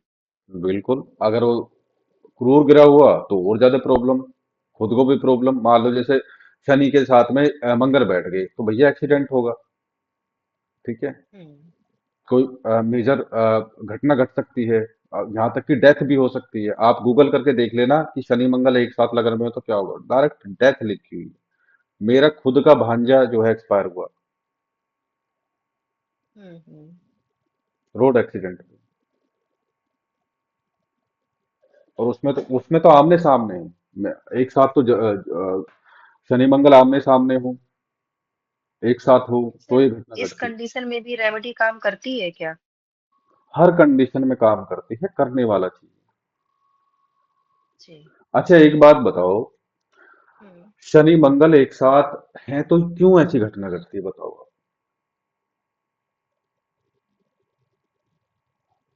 दोनों क्रूर हैं। सर एक तो मंगल जैसे एक्सीडेंट का कारक है, हम्म ब्लड या वाला काम कराएगा सर। और शनि मृत्यु का कारक है। हम्म। ठीक है। इसका एक और आसान तरीका है समझने का। आपने अगर ये सीरियल देखे हो पहले वाले, जिनमें शनिदेव जैसे एक सीरियल था, उसमें मंगल देव का कुछ इन्वॉल्वमेंट आया था शनिदेव के साथ।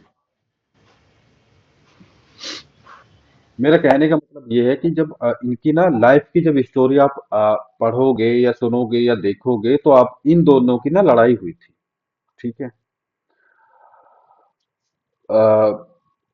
शनिदेव को परास्त करने के लिए, क्योंकि इंद्रदेव ने भी मंगल ग्रह को उकसाया था कि तुम शनिदेव को दबाओ, ये ये कब्जे में नहीं आ रही। इनकी इनके पास पावर बहुत है, शक्ति बहुत है। ऐसा लग रहा है कि ये स्वर्ग पे अधिकार कर लेंगे, ये इंद्र को हरा देंगे, मुझे भगा देंगे और मेरी गद्दी पे बैठ जाएंगे। तो इंद्रदेव ने उंगली लगाई मंगल को। मंगल थे रुद्रांश, वो भगवान शिव के जो पसीने टपके थे वो उनसे पैदा हुए थे। अब वो भी शक्ति के प्रतीक थे वो भी। और हर टाइम जो है गुस्से से लाल रहने वाले। और बस, तो वो जाके हिलज गए। अब शनिदेव भी कम नहीं थे, ठीक है। क्योंकि भाई जब वो गर्भ में थे तो माता भूखी प्यासी रह के जो है उन्होंने तप किया था भगवान शिव का। तो भाई वो तो गर्भ से ही ऐसे थे, ठीक है। और सूर्य इनके पिता थे तो पावर उन्हें भी जो है डीएनए से ही मिली है, ठीक है। तो भयंकर पावर थी उनके पास में भी। वहां पे क्या है जो है इनकी लड़ाइयाँ होती थी, इनके संघर्ष होते थे, ठीक है। तो इसे संघर्ष योग भी कहा जाता है। तो उनकी लाइफ को डायरेक्टली इंप्लीमेंट कर दो, आपको रिजल्ट मिल जाएगा। सूर्य शनि पिता को क्यों प्रॉब्लम होती है, उनकी लाइफ को डायरेक्टली इंप्लीमेंट कर दो, आपको रिजल्ट मिल जाएगा। इनकी बनी कहाँ थी, सूर्य और शनि की बनी कहाँ थी? सूर्य ने बोल दिया कि तू तो मेरा पुत्र नहीं है, मेरा पुत्र तो तेजवान रहेगा, तू तो काला है, ठीक है। और सत्ता को लेके प्रॉब्लम होती है, ठीक है। वैचारिक मतभेद रहते हैं। और जो उसका है, क्योंकि सूर्य में अहंकार है, शनि में नहीं है। शनि बदला लेने में चतुर है। क्यों है वो चतुर? क्योंकि उन्होंने अपने बाप से भी बदला लिया था। उनसे जो भी टकराया था उनसे बदला लिया था। वो क्रूर बुद्धि के हैं। शास्त्रों ने क्या कहा है उनके बारे में? मूढ़ बुद्धि। लगन में अगर शनि हो तो मूढ़ बुद्धि व्यक्ति हो जाएगा। अब वो दिखाए ना, किसी को पता ना चले, वो मैटर अलग है। व्यक्ति अपना भेद नहीं देता है, उसका भेद बाद में पता चलेगा। अगर उस पे कोई पॉजिटिव एस्पेक्ट आ जाती है तो, क्योंकि भाई आप देखो ईस्ट डायरेक्शन यानी कि लग्न है, ईस्ट डायरेक्शन है, वहां पे सूर्य उच्च के होते हैं। तो वहां पे सूर्य जहां पे उच्च के होते हैं, शनि वहां नीच के हो जाते हैं। ठीक है, तो शनि नीच के डायरेक्ट भाई उन्हें जो है दिग्बल प्राप्त नहीं हुआ है ना शनि को। दिग्बल दिग्बल जो मैंने पढ़ाया था, तो दिग्बल कहाँ मिलता है शनि को? 7th हाउस में मिलता है। 10th हाउस में किस किस को दिग्बल मिलता है? डायरेक्शनल स्ट्रेंथ कहाँ किसको मिलते, कौन से प्लैनेट को मिलते हैं 10th हाउस में? सर सूर्य को। हाँ, सूर्य को और मंगल को, क्योंकि वो फायरी एलिमेंट वाले जो है प्लैनेट हैं, ठीक है, और उन्हें जो है साउथ डायरेक्शन में जो है वो मिलती है, स्ट्रेंथ मिलती है, ठीक है।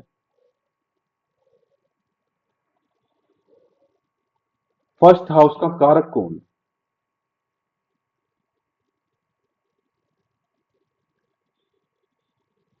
सर सभी वही सभी हाउसेस के कारक है ना। फर्स्ट वही है सर, मेष मतलब तो सन है। हम्म, सन है, यानी कि सूर्य जो है प्रथम भाव के पहले हाउस के जो है कारक हैं। मंगल भी है, ठीक अच्छा। है। हाँ यहाँ पे दो कारक चलेंगे, जैसे 7th हाउस के कारक कौन है? शुक्र हैं, लेकिन लग्न के जो है दो कारक चलेंगे, सूर्य भी है और मंगल भी, क्योंकि लग्न को शक्ति चाहिए, एनर्जी चाहिए। एनर्जी के कौन कारक हैं? मंगल,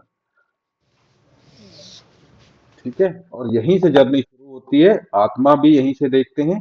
तो आप जो है यहाँ पे उसको भी कारक लेके चलोगे, सूर्य को। फर्स्ट जो कारक है वो सूर्य ही है।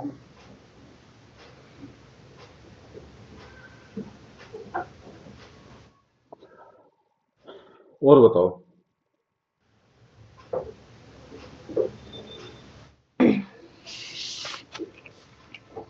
कुछ ऐसा आपको लग रहा है फर्स्ट हाउस में रह गया हो? सर, हम ब्रेन कौन से हाउस से देखते हैं? ब्रेन फर्स्ट अर्चना जी कौन से हाउस से फर्स्ट देखती हैं? फर्स्ट होगा सर, फर्स्ट से देखेंगे। ठीक है। ब्रेन। और हम्म। सुरभि जी आप बताओ। सर फर्स्ट से ही देखेंगे। देखो, जैसे हम स्टडी के लिए, पढ़ाई के लिए अलग अलग हाउसेस देखते हैं, ऐसे ही हम brain के लिए भी अलग अलग हाउसेस देखते हैं। प्रोमिनेंट रूप हम्म। से जो है हम फर्स्ट हाउस को देखते हैं, ठीक है। हम्म। तो फर्स्ट हाउस के बाद में हम थर्ड हाउस को देखते हैं, थर्ड हाउस के बाद में हम फिफ्थ हाउस को देखते हैं, ठीक है। कंप्लीटली आप फर्स्ट हाउस से नहीं देख सकते ब्रेन, जी। ठीक है। अगर आपको डीप में देखना है तो आपको ये तीनों हाउसेज देखो। थर्ड हाउस क्या है? ब्रेन फैक्ट्री, ठीक है। यहीं से नए नए आइडिया निकलते हैं। अब किसी का आइडिया नहीं निकल रहा है, वो भी ब्रेन का वो हो गया ना, साइड इफेक्ट हो गया, उसका माल फंक्शनिंग होगी, मतलब भाई उसका दिमाग अच्छे से काम नहीं कर रहा है, ठीक है। थर्ड हाउस क्या है? Brain factory. इसकी अलग से कंपनियों में हायरिंग होती है। अगर किसी को केवल इस बेस पे रखा गया है कि भाई ये नए नए आइडिया जनरेट करके हमें देगा, तो उसकी जो जॉब लगी है वो थर्ड हाउस के बेस पे लगेगी। थर्ड हाउस क्या है? कि ब्रेन के अंदर नई नई आइडिया निकलने, ठीक है। और जो ब्रेन का जो लास्ट का जो हिस्सा है वो है बुद्धि। बुद्धि कहाँ से हम देखते हैं? बुद्धि है फिफ्थ हाउस, ठीक है। ब्रेन फिजिकली आप देखोगे फर्स्ट हाउस है, ठीक है। उसके आइडिया काम कैसे कर रहा है, थर्ड हाउस है, वहां से नए नए आइडिया निकल रहे हैं। लेकिन एक्चुअल में बुद्धि, बुद्धि को इंग्लिश में क्या बोलते हैं?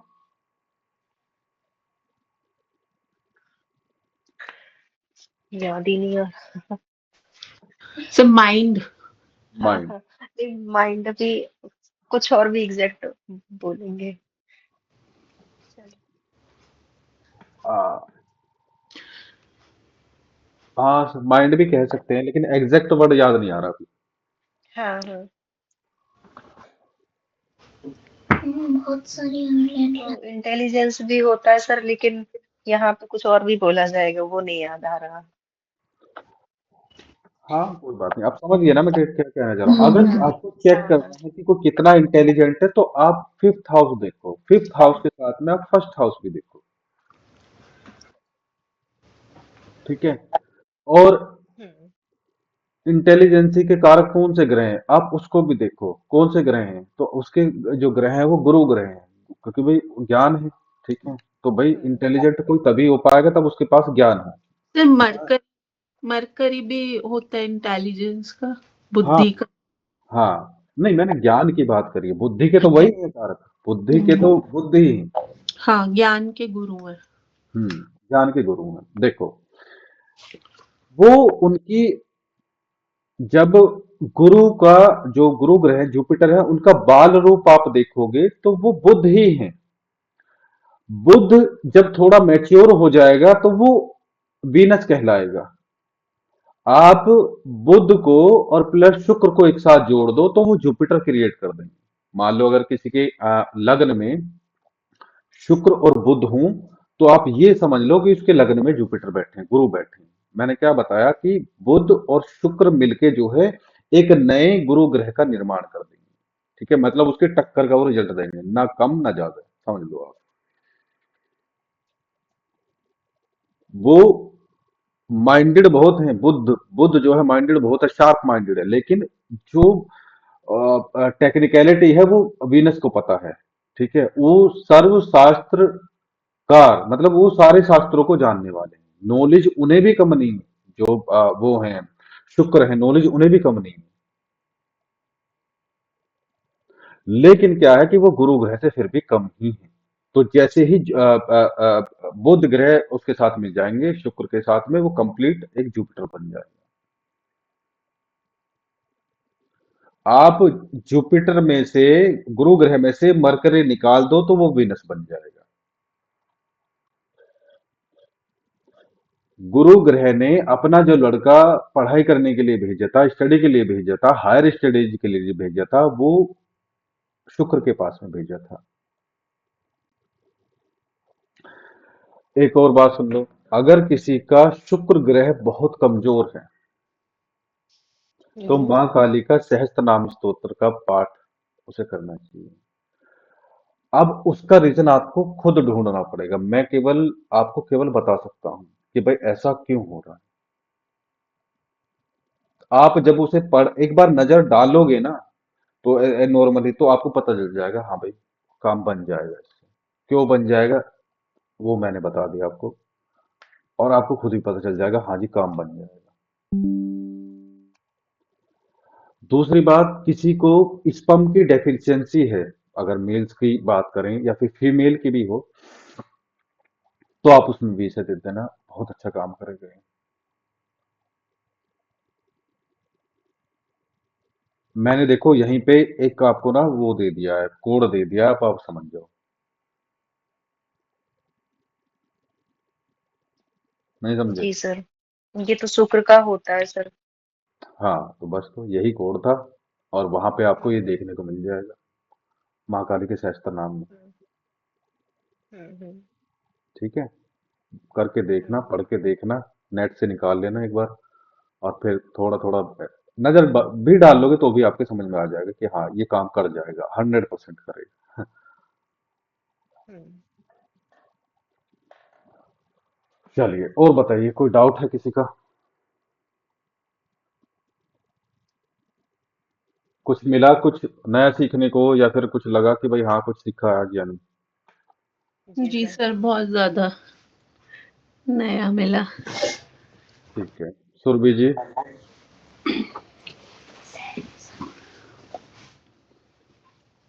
जी सर। कुछ लगा, सीखा है आज या नहीं? जी सर, बहुत कुछ सीखने को मिलता है, नया नया ही मिलता है सर, कुछ ना कुछ हर बार। देखो ये अभी शुरुआत है, ठीक है, अगर आप जो है नहीं करोगे, पिछड़ते रहोगे, तो देखो फिर चीजें हाथ में आएंगी, फिर कर नहीं पाओगे। जी सर। ठीक है, तो